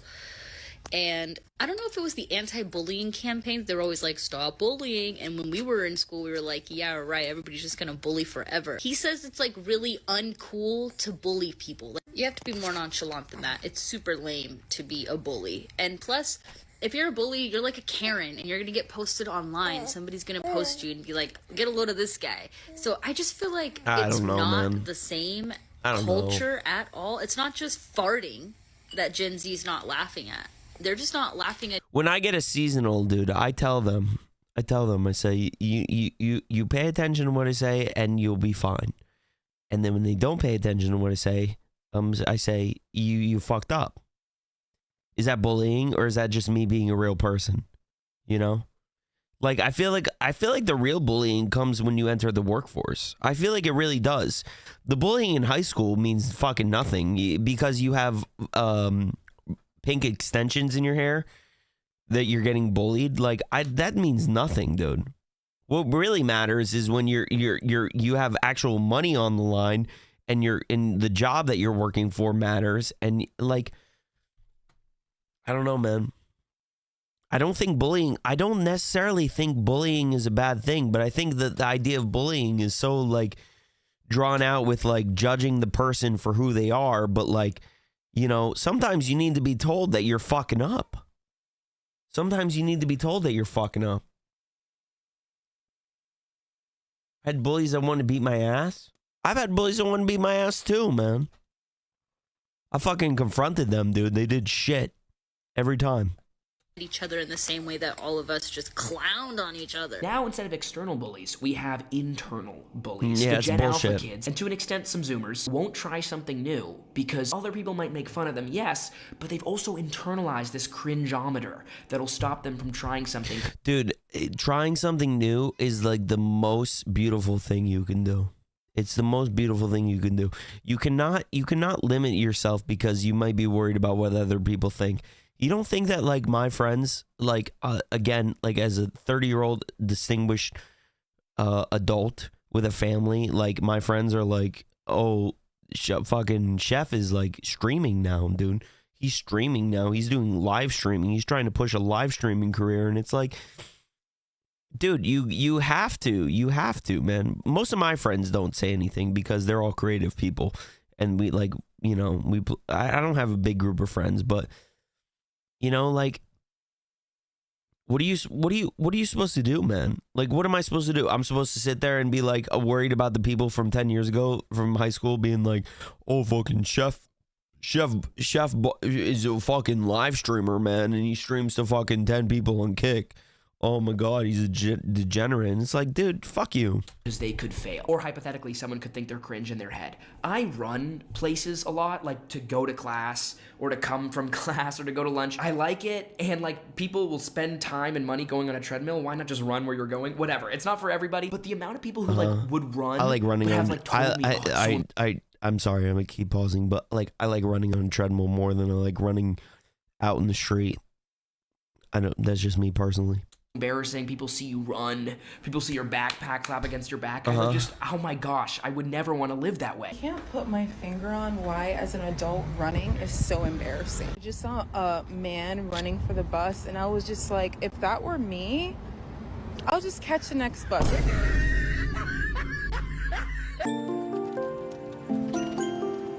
Mod you on YouTube? I can make that happen. And this is let's give it a little bit. Let's give it a little bit of time. How an entire generation if that's cool. Has been cultivated to think. When I started making YouTube videos like this, I got these comments that said, wow, this is so cool. Someone in our age is actually I don't really get much traction on YouTube, so it's like I don't really worry about it. Caring about things and taking them seriously. What? When I'd work on shows, hundreds of thousands of dollars of effort in full-time writing staffs are put into making each joke have a solid punchline that made sense. Did they always hit? No. Yay, fresh meat. Yep, sign us up, Lucy. I was talking to my sandwich. Did they sometimes hit? Sometimes. And now the sweaty palm. Hi. And now the girl leaves. But at least even the jokes that failed were about something. If a writer had built an episode of Good Luck Charlie where they just sat around. Is this guy really talking about Good Luck Charlie? Is this because you don't give it a chance? Are you talking about me, Sean? Are you talking about me with YouTube?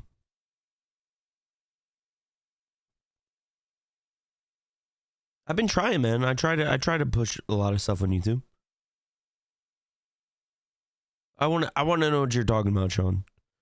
Is this guy really talking about Good Luck Charlie? That's how I know this guy is like does not represent anything that I'm fucking talking about.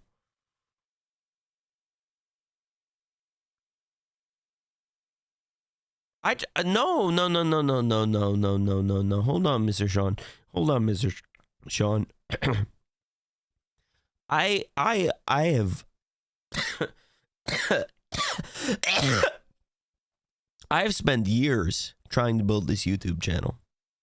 I've spent years trying to build this YouTube channel.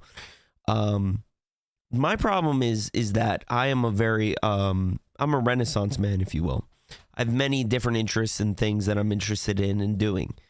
And it's hard to grow a YouTube channel when you're not specifically centered around a specific topic.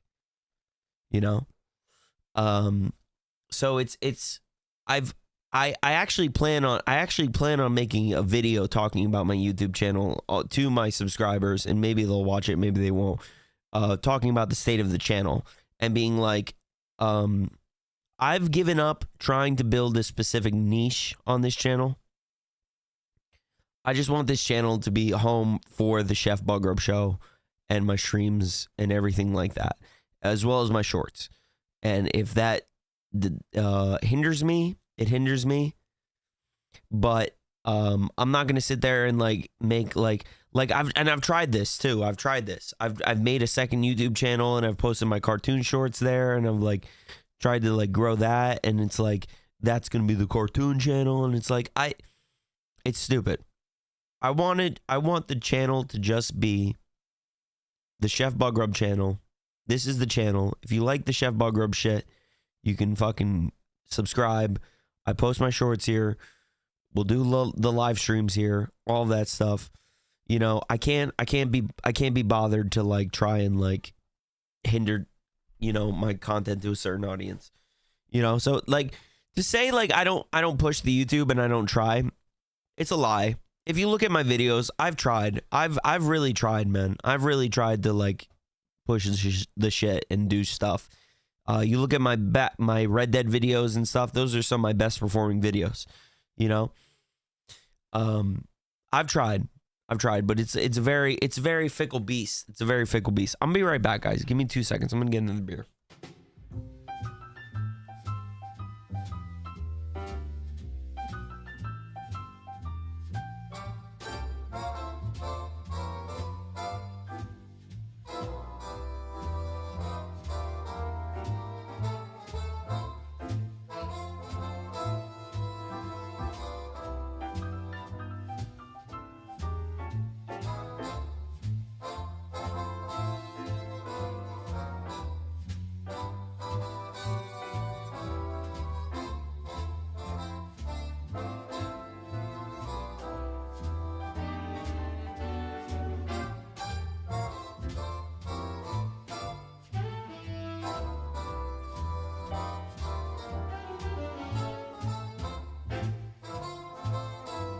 Shouting.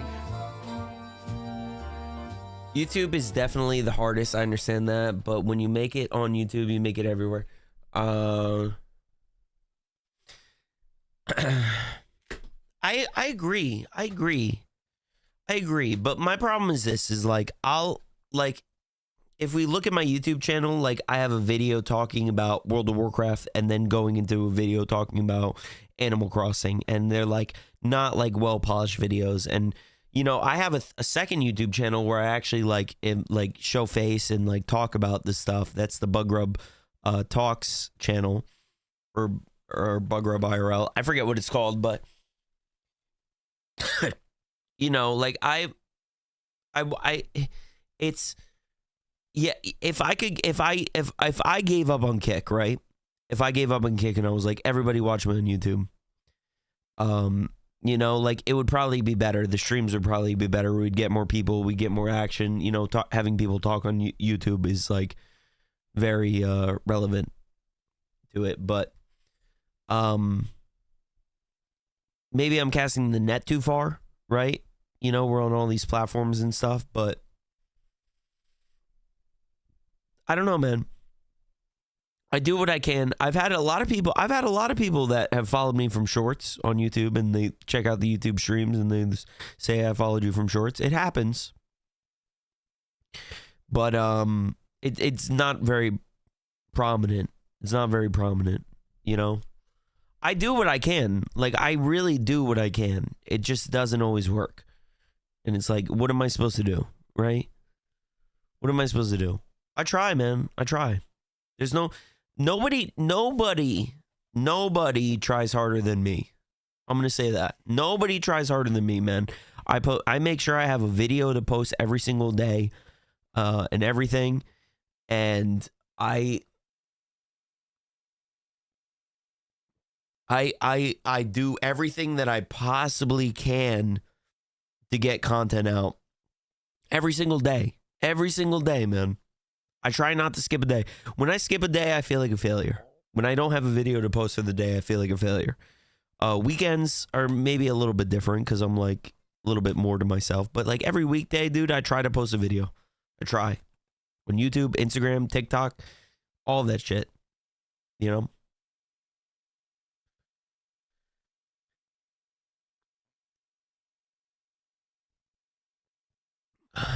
You know, we try, man.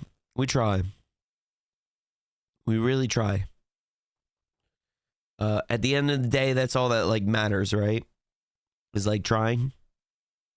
You know, nobody can say I don't put in the effort. I do.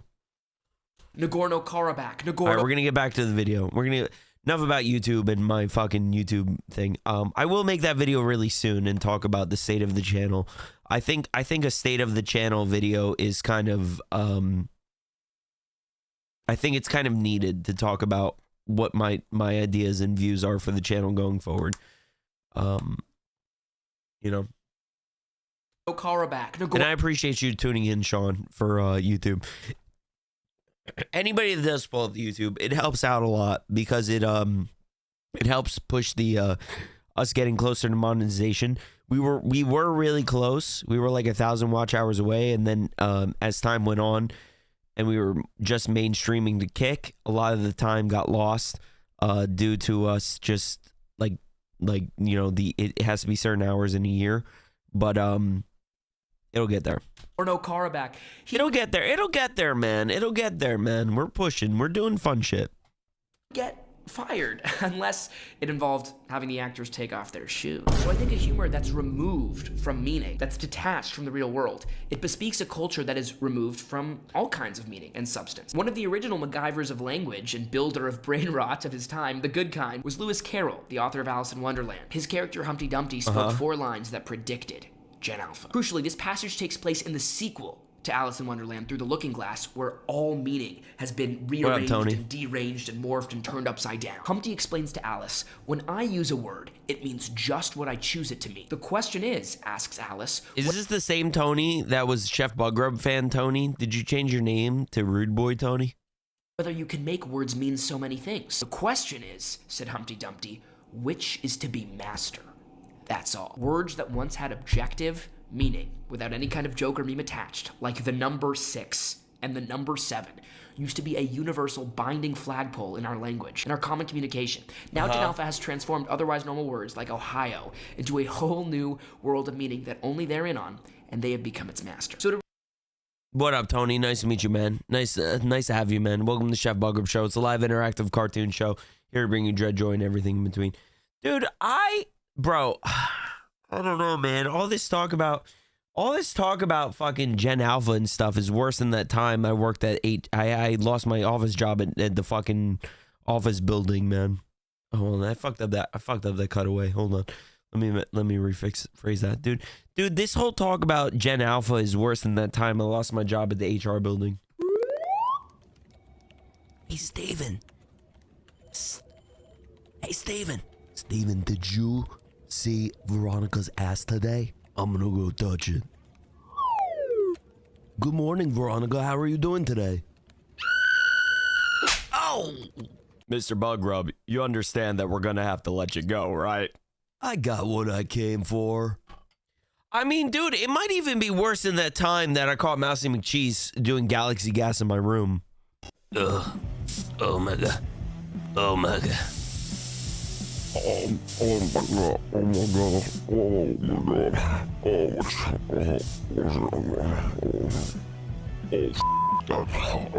that's the stuff. Hey, wait, what are you doing in here? Get out of here!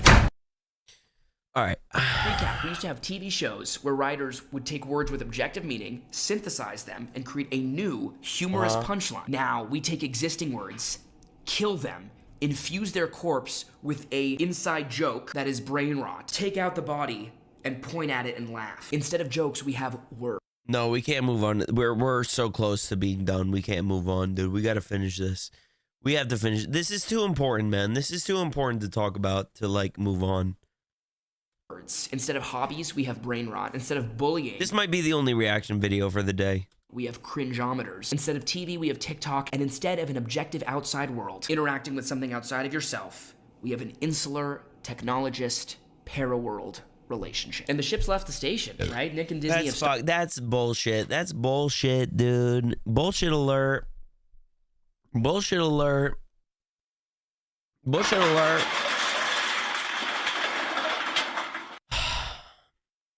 To say that we have a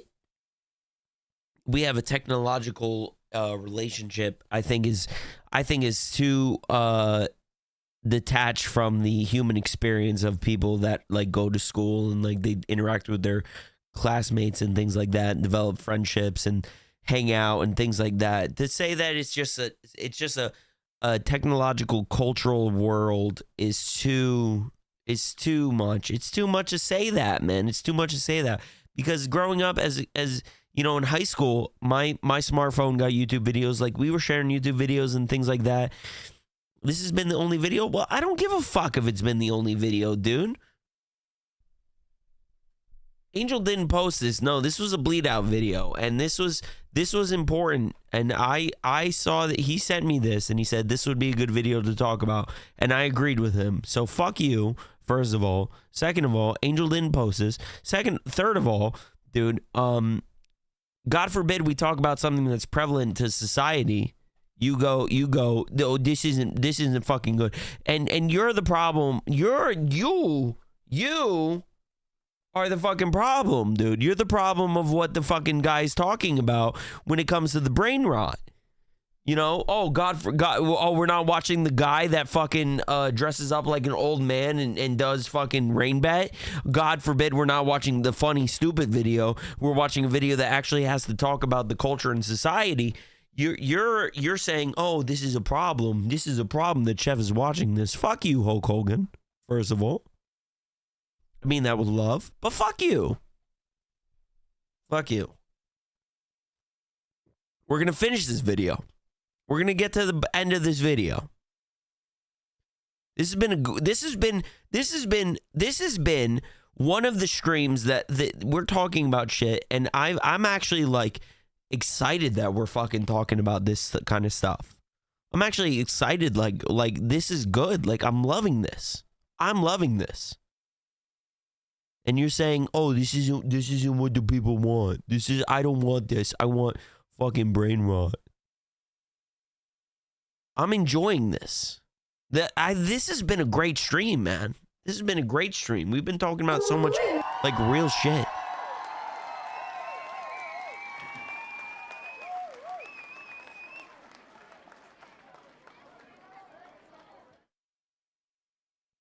You're finally a proper react streamer like Nux. Dude, if we talked about videos like this all the time, I wouldn't hate reactions. But you guys want me to react to fucking stupid shit all the time. And it's like, what am I supposed to say to a fucking funny video? At least this, I have something to say about it, right?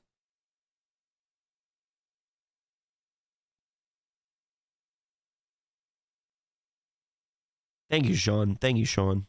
Thank you, Sean. Somebody understands, man. Because I think that this is all bullshit. I think whatever this guy's saying is bullshit, man. Like, it's not just about whatever fucking Chad fucking blonde hair is saying. I think that all of this is bullshit. I think this is a generalization of fucking Gen Alpha, man. Because I think of my generation, I think of how fucking the stupid shit that we would talk about. My generation, man, was the generation of planking. We did planking, man. And you want to tell me that this generation's brain rot and they don't fucking know anything and this and that? I think that's a stupid generalization. I think that's a dumb generalization. Planking is cooler? It's not cooler, bro. It's not cooler, bro. I would say planking is the equivalent of 6'7", bro. Makes no sense. It's actually the exact same thing as it's the exact same thing as planking. 6'7" is the exact same thing as planking.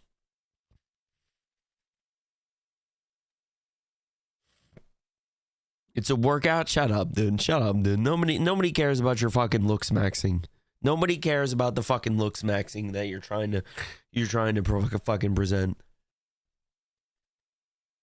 Stop making shows. There are no other kids shows being made because who would watch them? All right, I'm rewinding. Instead of an objective brain rot, instead of bullying, we have cringeometers. Instead of TV, we have TikTok. And instead of an objective outside world, interacting with something outside of yourself, lie. We have an insular technologist para-world. See, all right, so this guy said, instead of TV, we have TikTok. That's a lie. These kids still watch Netflix, Hulu, all of this shit. You can't say that they don't. You can't say that they don't. Relationship. And the ship's left the station, right? Nick and Disney have stopped making shows. There are no other kids shows being made. That's a lie. That's a fucking lie. Nick and Disney stopped making shows. That's a lie. That's 100% a lie. Again, it's not about fucking tuning into Nickelodeon on Comcast and Disney Channel on fucking Verizon Fios. It's all streaming now. It's all streaming now. To say that they're not making shows anymore is a lie. Are they good shows? That's debatable. But to say they're not making shows, that's stupid. Who would watch them? A lot of people still watch. Who would watch them? A lot of people do. A lot of people do. Shows in nostalgia because they actually like having real humor, but audiences are gone. You know, they've made their choice with Ohio and 6'7". This guy is so out of touch. It's unfunny. It's so fucking unironic that this guy's out of touch. Stand-up comedy in 10 years. Now that's what I call a hot dog. Am I right, folks? Skibbity Ohio rig. Yeah, that's stupid. That's stupid, dude. Stand-up comedy will always be funny for what it is because the people who appreciate stand-up comedy will always go to stand-up comedy shows. It's so fucking stupid to say that, dude. It's so dumb to say that, oh, we're gonna be fucking stupid because, oh, Skibbity Ohio Riz. And it's like, dude, stand-up comedy will always be funny for what it is.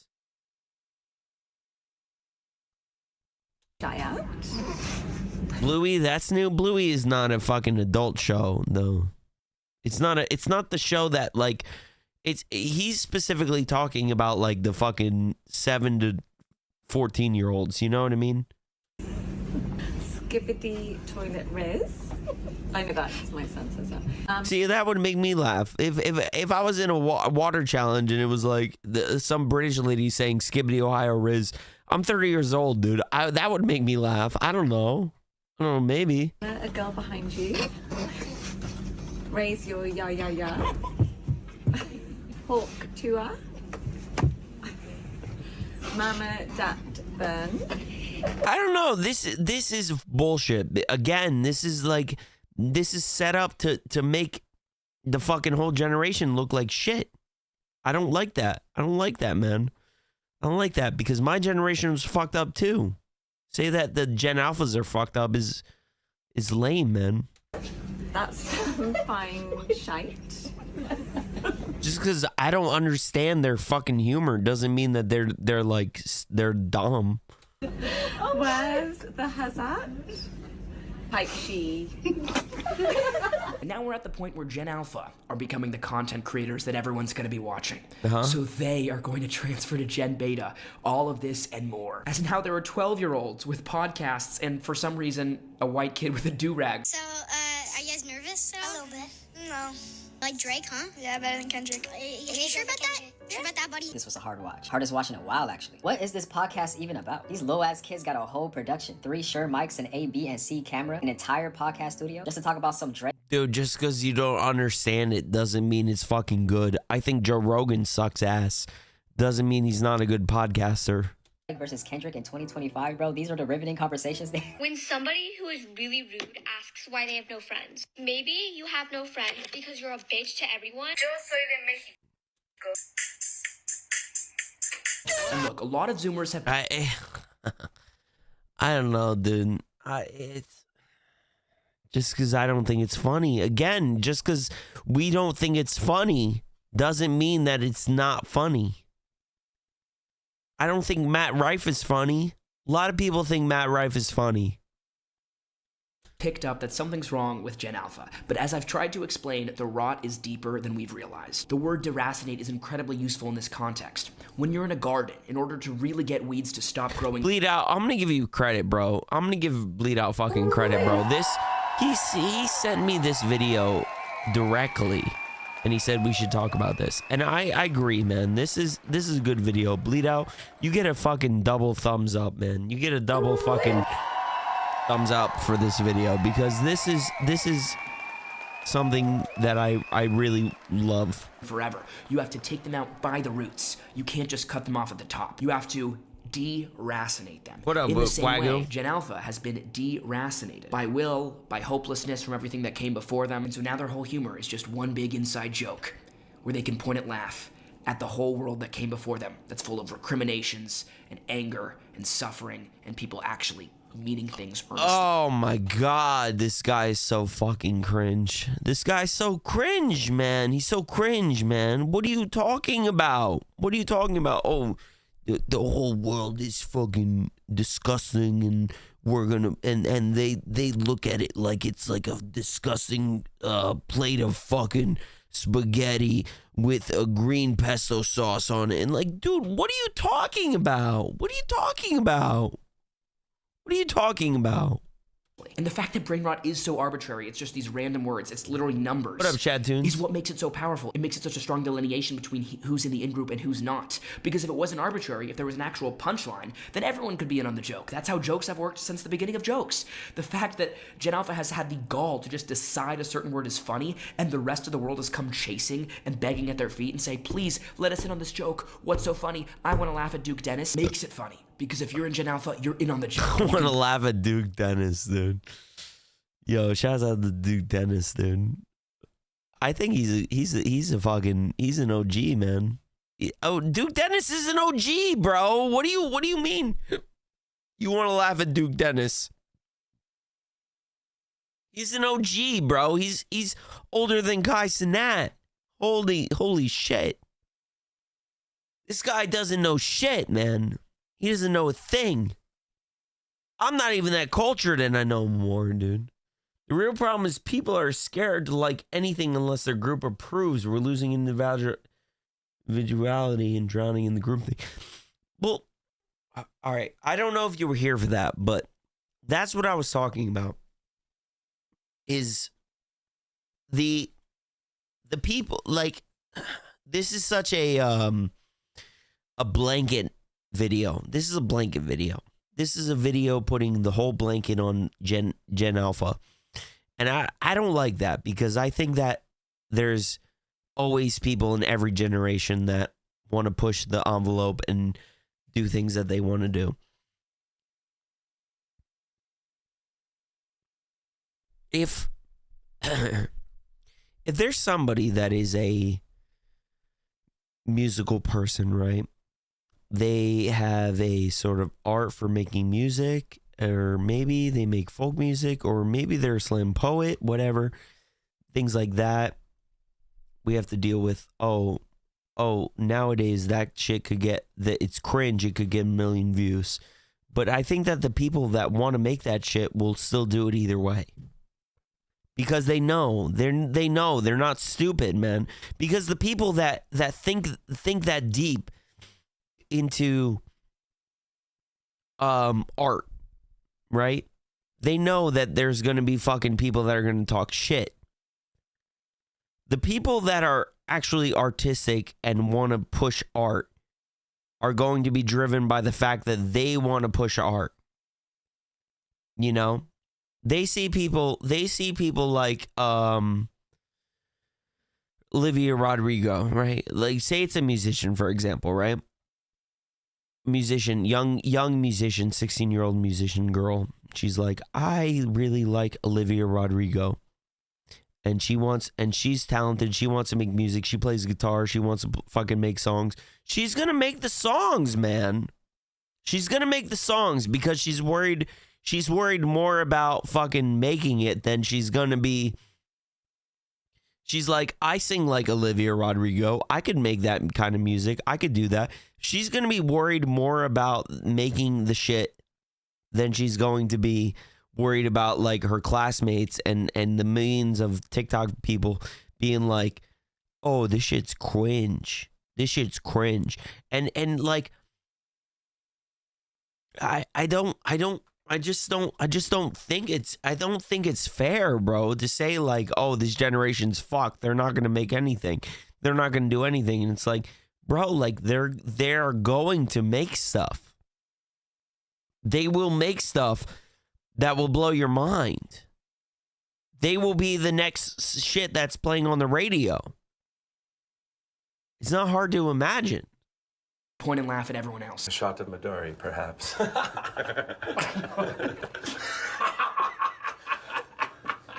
Oh, no, sorry. It's an inside joke. There's this bartender in Stanford who, you know what? You just have to be there. I wish I was. I love inside jokes.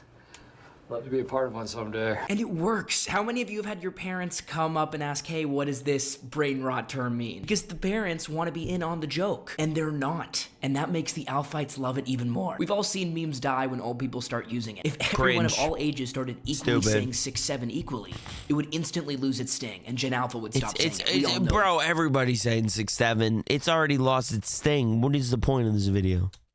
Well, how can that be? That implies that 6'7" and all the other brain rot memes are powered by being exclusive, by being Gen Alpha's own shibboleth. Skibbity toilet Riz. Keep going. Nonchalant dreadhead. Shirty spin. Negative or. But like, dude, is the irony is that like these two understand the joke, but the mom doesn't. So it's like that's what's funny, is that the mom is saying it, but she doesn't understand it. Negative aura. This whole shit's fucked. It's fucked, Level man. 10 diet.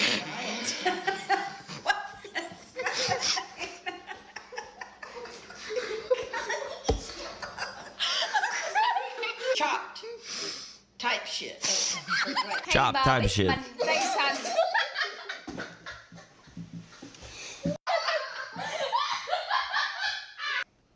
Đọc ha. Sigma boy. 21. Gờ da. It's 21.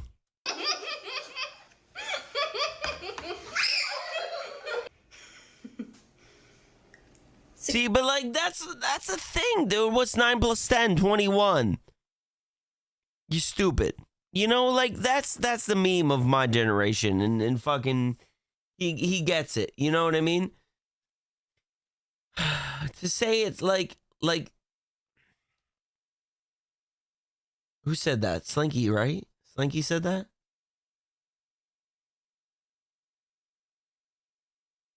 Yeah, Xbox said that. Xbox said that. Dude, like, that's my point, man.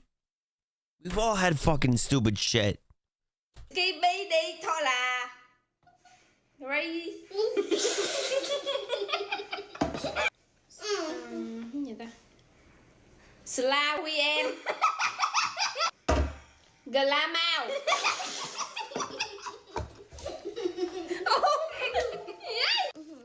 Dude, there's always been funny words that make people laugh, man. Yeah, baby. What the Sigma? What the Sigma?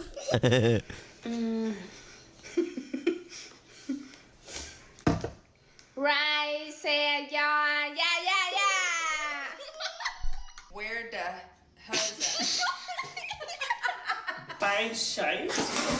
My sister the other day was like, Casey, I don't know what this 6'7" is. And I was like, If my mom fucking said type shit, dude, I would fucking bawl. I would cry. I would cry. Like, a lot of people don't know. But there's nothing to know. Just a way to say you're in on the joke. Fire truck. Fire truck. being played on everyone else.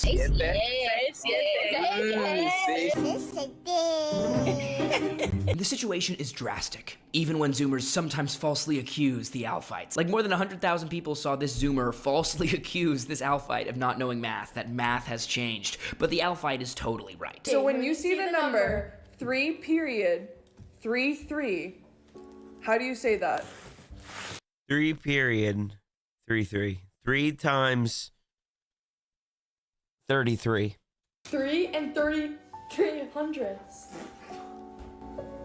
33 hundredths is 99. 0.33. The Zoomer needs to join 99. his Alphite sister in second grade. And I've seen the phenomenon in my comments where the kids who are on the cutoff 2011, 2012, they're so... Common Core killed math? I mean, you want to blame Obama, bro. I'm gonna let you in on a little fucking secret, dude. It's the fucking public school system itself that is a fucking sham, and they are teaching our kids to be dumber every single day, dude. The government is pushing some fucking stupid ass shit, and we're supposed to make it seem like, oh my gosh, this is the fucking way of the future. We need to fucking send our kids to public school, man. No, don't send your kids to public school. Fucking teach them yourself, bro. Teach them yourself. Teach them the fucking math. They're so glad to be Zoomers. And even the people in 2013, 2014 are like, can you just accept me as a spiritual Zoomer? And it leads to situations like this where the 2012 kids are making fun of the 2013 kids because they're born right after the Gen Alpha cutoff.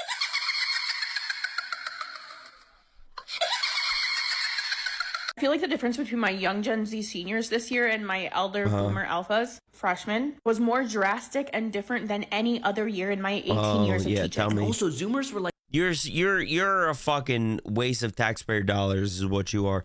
You are a waste of taxpayer dollars. You shouldn't even get paid to fucking teach children. You probably don't even know what it means to teach children at all. You know?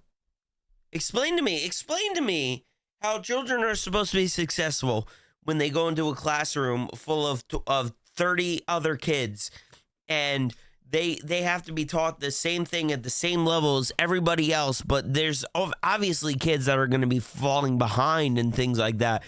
Explain to me how these teachers have the time not to even get the information out. They don't. Was more drastic and different than any other. Fuck you, dude. Homeschool your kids, man. Homeschool your kids.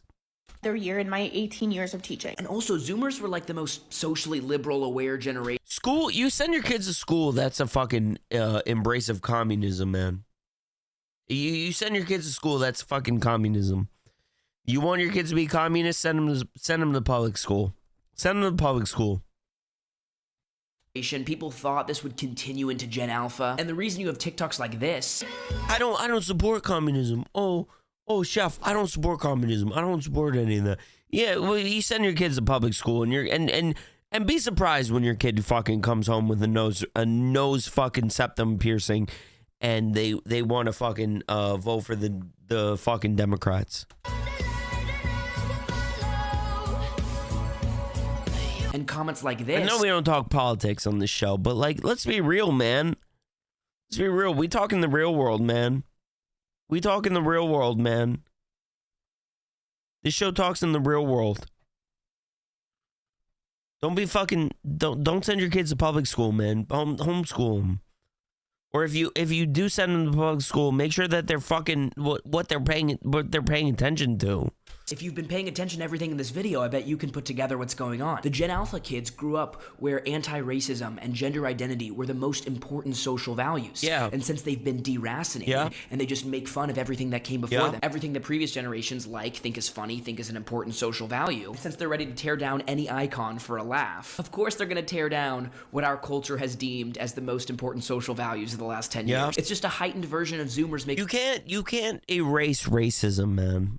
Like, this is where Chef gets canceled. You cannot erase racism, man. unfortunately, the sad truth of the matter is that everybody has prejudices against other people, whether or not you want to accept it or not. That's the fucking truth, man. You cannot change societal norms. And it's like, okay, in America, these kids nowadays, they're learning something different, right? Like, or we don't have to do that way. But like in the rest of the world, man, that's not the case. That's not the case, man. Like you cannot escape prejudice. You cannot escape racism. And like I'm somebody that loves everybody, man. I don't give a fuck who you are. But like you cannot escape racism. You cannot. You can't. You can't, man. In some way, shape, or form, somebody always gets hit with it. That's why you get these comments saying that Gen Alpha is non-politically correct. They don't care about all these untouchable political beliefs that the Zoomers and Millennials propagated. And also, calling a 7-year-old non-politically correct is a weird thing to do. They're not afraid to make fun of anti-racism or sexual taboos or whatever previous generations have deemed as important. Now we're really getting into the fucking shit, aren't we? Now we're really getting into the shit that gets Chef canceled. We're getting to the point where it's almost become a status symbol to not be chronically online and not know all the new brain rot. Yeah, that's a fucking lie. That's a fucking lie. That's a fucking lie. Everybody's fucking racist. Everybody's online. Everybody has a fucking prejudice. Do not sell that. Do not sell me a book of fucking fake goods, man. As sort of a backlash to everything I've said in this video. The best thing about having a chronically offline boyfriend is that he thinks that I'm so funny because I know one person in my life that is chronically offline. One person that's chronically offline. One person. Out of everybody I know, one person is chronically offline. Do not sell me a fucking bag of fake goods. Steal the things from online. And there's a digital renaissance brewing of people having phone-free parties, gaining hobbies in the real world, interacting with real people, taking the world back to what it was pre-2020. But you know who's left out of all this hype? Gen Alpha, who doesn't know a pre-2020 non-digital world to go back to. All of us are nostalgic for worlds without phones, either because we've lived it or because we've seen movies or shows that show a time where you couldn't just scroll on TikTok all day. I fucking hate this guy. Whoever this guy is, this YouTuber, dude, I fucking hate him. Alpha has neither of those things. And as we know, whoever discovered water, it wasn't a fish. I worry that Gen Alpha... He's right, Chef? No, he's not right, man. He's not right, dude. He's putting a blanket statement. He's putting a blanket statement on everybody that's a fucking Gen Alpha, bro. And it's like this is the same shit that I dealt with growing up, man. It's like, oh, you don't fucking want to watch The Sopranos? And it's like, dude, shut up, dude. You don't know what I want to watch. This is my problem, Hulk. This is the problem, man. Is you want to sit there and say he's fucking right, dude. They don't want to fucking do any of this and that. It's like, dude, just because you don't understand who they fucking are as their fucking generation doesn't mean that you get to say, oh, this person is stupid.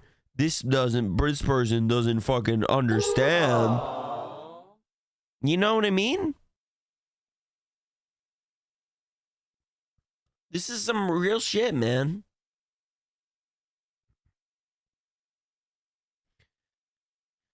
In the early 2000s, wait, hold on. I'm scrolling back up. Bro doesn't even use a pillowcase or have a real cover of blankets on his bed. People, hold on.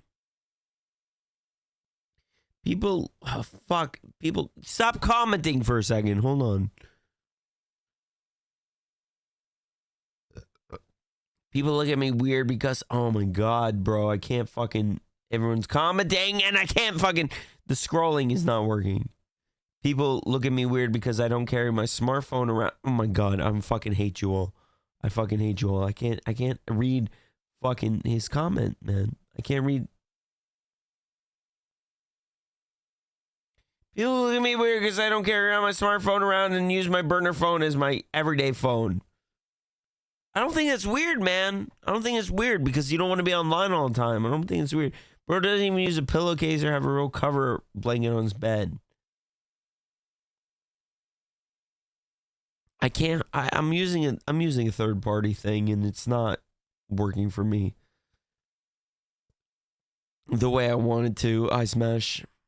By the way, brother, I really want to apologize. I have not sent your thing out. It's literally sitting on my desk right now, and I'm gonna get that sent out as soon as I fucking can.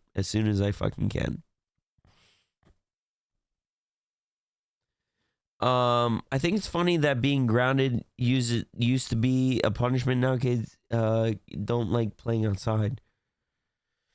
Whose fault is that, bro? Whose fault is that? Whose fault is that, man? Explain to me, whose fault is that? These parents don't fucking give a fuck. And you want to tell me, it's the kids. It's the kids. The Gen Alpha is fucked up because of the fucking brain rot on TikTok and shit. And it's like, I'm so sick of that, bro. These parents fucking suck ass. These parents suck ass. And you're telling me that I'm a fucking idiot. Because I'm like, these kids this, these kids that. You are the part of the problem. You're the problem. You're the problem. You're the problem. You're the problem. You're the problem saying these kids. Oh, these kids, they don't fucking understand fucking shit. And it's the fucking parents, man. Is swimming in an online ocean and they can't see the water they're swimming in. Whether you join the real world or leave it is going to become a more and more urgent choice that each person has to make, including you. In my last video talking about the moms who get their kids boring backpacks instead of getting their kids colorful backpacks for way cheaper, I showed an expensive boring backpack for $85 and then a cheaper backpack for $12, but then I also showed another cheap kids backpack for $5 and someone said, that's a keychain. That's why it's $5. And a particular thank you to our incredible patrons who make this possible. You guys have formed such a special community. Thanks to Bob, Eric, Guy, Matt, Rasmus. How many videos? How many videos? How many views? Is 54,000 views, bro. This shit. Altesi kids remedy from Balsachs full of microplastics. No, that's a fucking bullshit. That's some bullshit, man. That's some bullshit, man. That's some bullshit, Ivan.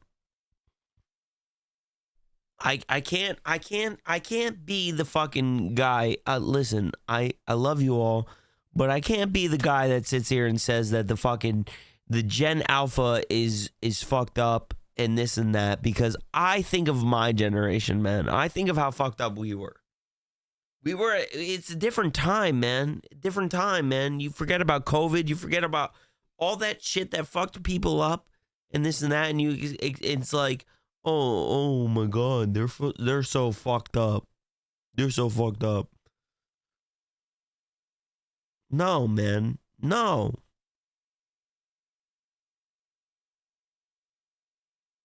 It's not true, man. It's not true. I can't fucking agree with you guys. And it's like, you'd be on the For You page? Maybe. Probably. I can't fucking agree with you guys, man. I can't agree with, like, I can't agree with that, man.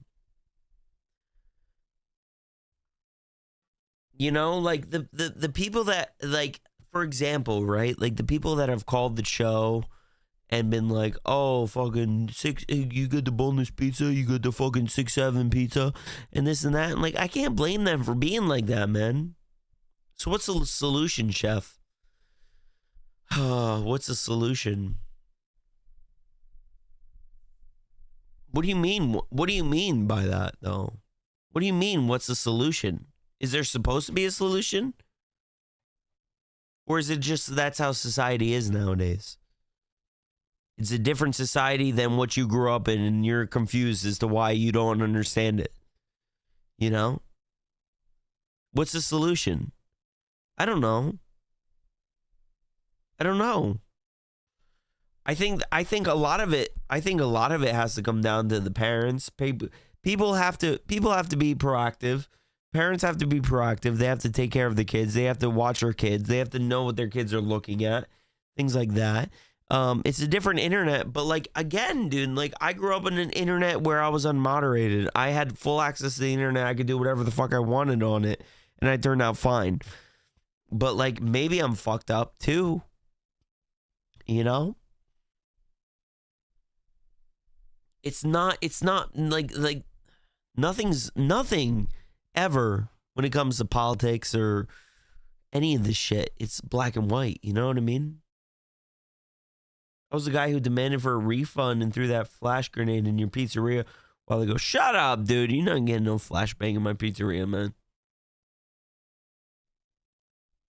You know, it's a different time than when I grew up. It's a completely different time than when I grew up. You know what I mean? Like, what's the answer, dude? I mean, I can't give you the answer because I don't know where this is going to lead into the future. You know? At some point, some of these people are going to have to become electricians. They're going to have to build houses. They're going to have to do all the shit, all the blue collar jobs that are like nobody wants to do, right? Some of these people are going to become fucking tech people. Some of these people are not. You know, the creative people are going to be like the people of my generation that are creative, and they're going to keep fucking being creative because they want to be creative, even if they have 1 million views on TikTok telling them that they're cringe. They'll look at that as positive fucking publicity. That's how I would look at it. What are Frenchies? Frenchies are fucking cowards. You know? I think it all comes down to the parents, man. I don't know, man. Wrong song. I don't know, man. I mean, honestly, listen. I appreciate the video, man. I really appreciate that video because, like, that's the shit that I want to react to on fucking Buggrub Reacts. I want to talk about shit. I want to talk about real shit. I don't want to fucking just react to funny shit. Like, it's fun, but like, I don't know. I feel like my fucking shit. Like, I want to push my videos and my live streams into something a little bit more substantial. You know, we're gonna redo the talk show scene. Guys, by the way, pause music. This will be the last time that you will see this scene. So I want you guys to take it in. Because we're gonna be rebuilding the talk show. We're gonna be making it a little bit more three-dimensional. This will be the last time you'll see this scene. This scene is going into retirement, man. I got Mexican builders and contractors coming in next week, and we're going to be working on rebuilding the Chef Buggrub show. And it's going to be beautiful. It's going to be beautiful.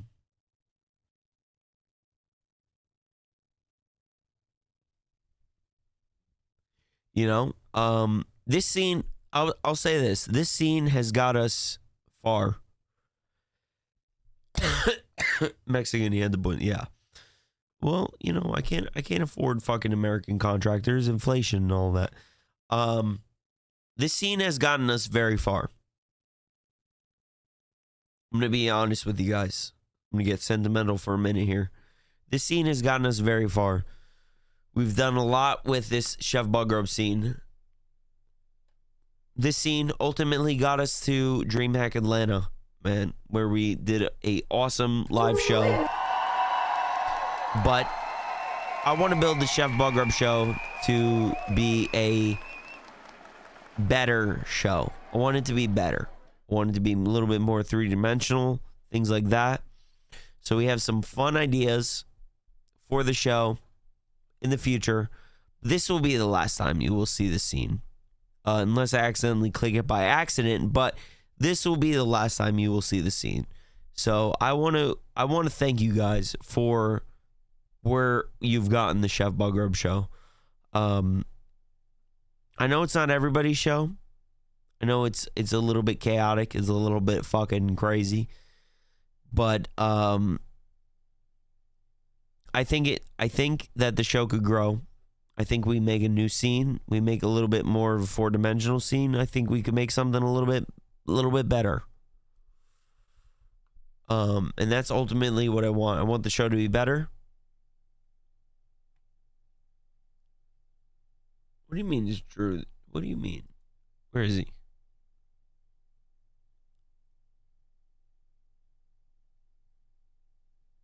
No, that's not Drew. That's not Drew the Jew, man. That's Drew fucking Jitsu. The next scene is gonna be really, really good. I think you guys will like it. I'm gonna work really hard on it, make it really good, and all of that. And yeah, man. The show is ever growing. It's a fucking evergreen show. I'm trying to make it a beautiful thing. No Jewish tunnels. No Jewish tunnels in the fucking studio, man. I promise.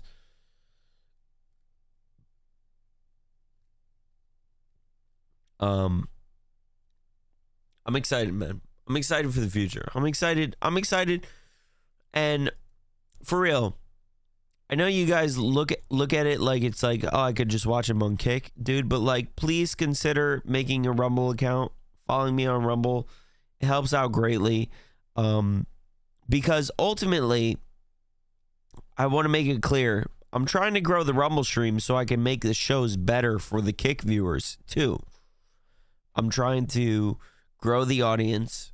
And we've been growing the audience. We got a new caller today. We've got new people coming in and checking out the show.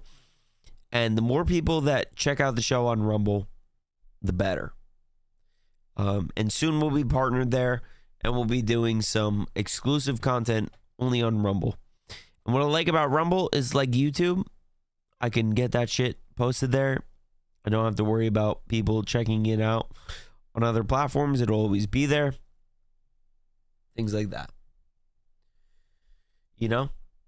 So, I appreciate you guys. I really do, man. I really do. I really fucking appreciate you guys that tune in to the show. I know it's not everybody's cup of tea. I know that, like, we might get hot sometimes and stuff. But I'm a pretty reasonable person. I think I'm pretty reasonable. I'm not a fucking like one of those guys that's a dick and is like, you're fucking wrong, you know? Like, I'm a reasonable guy. I'm not here to shit on people and things like that, you know? All right, with that said, we're gonna end the show.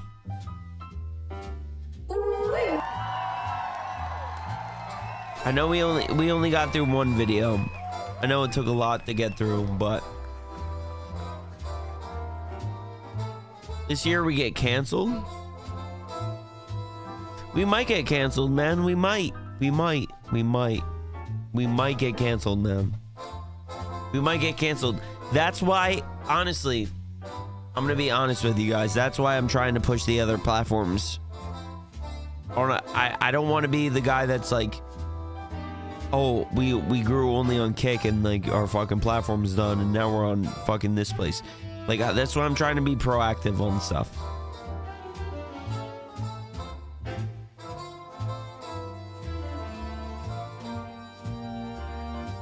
I appreciate you guys over on YouTube too. Appreciate you guys on YouTube. Appreciate you guys on Kick. Appreciate you guys on Rumble. Appreciate you guys on Twitch. I really do. Really do. All right, with that said, YouTube. Take a deep dish, everyone. Yeah, tell them I'm. With that said, YouTube, be sure to like, comment, and subscribe. I'm going to end the stream here. Thank you guys. God bless. Be safe. All right, if you want to stick around for the raids, we'll be live on the other platforms.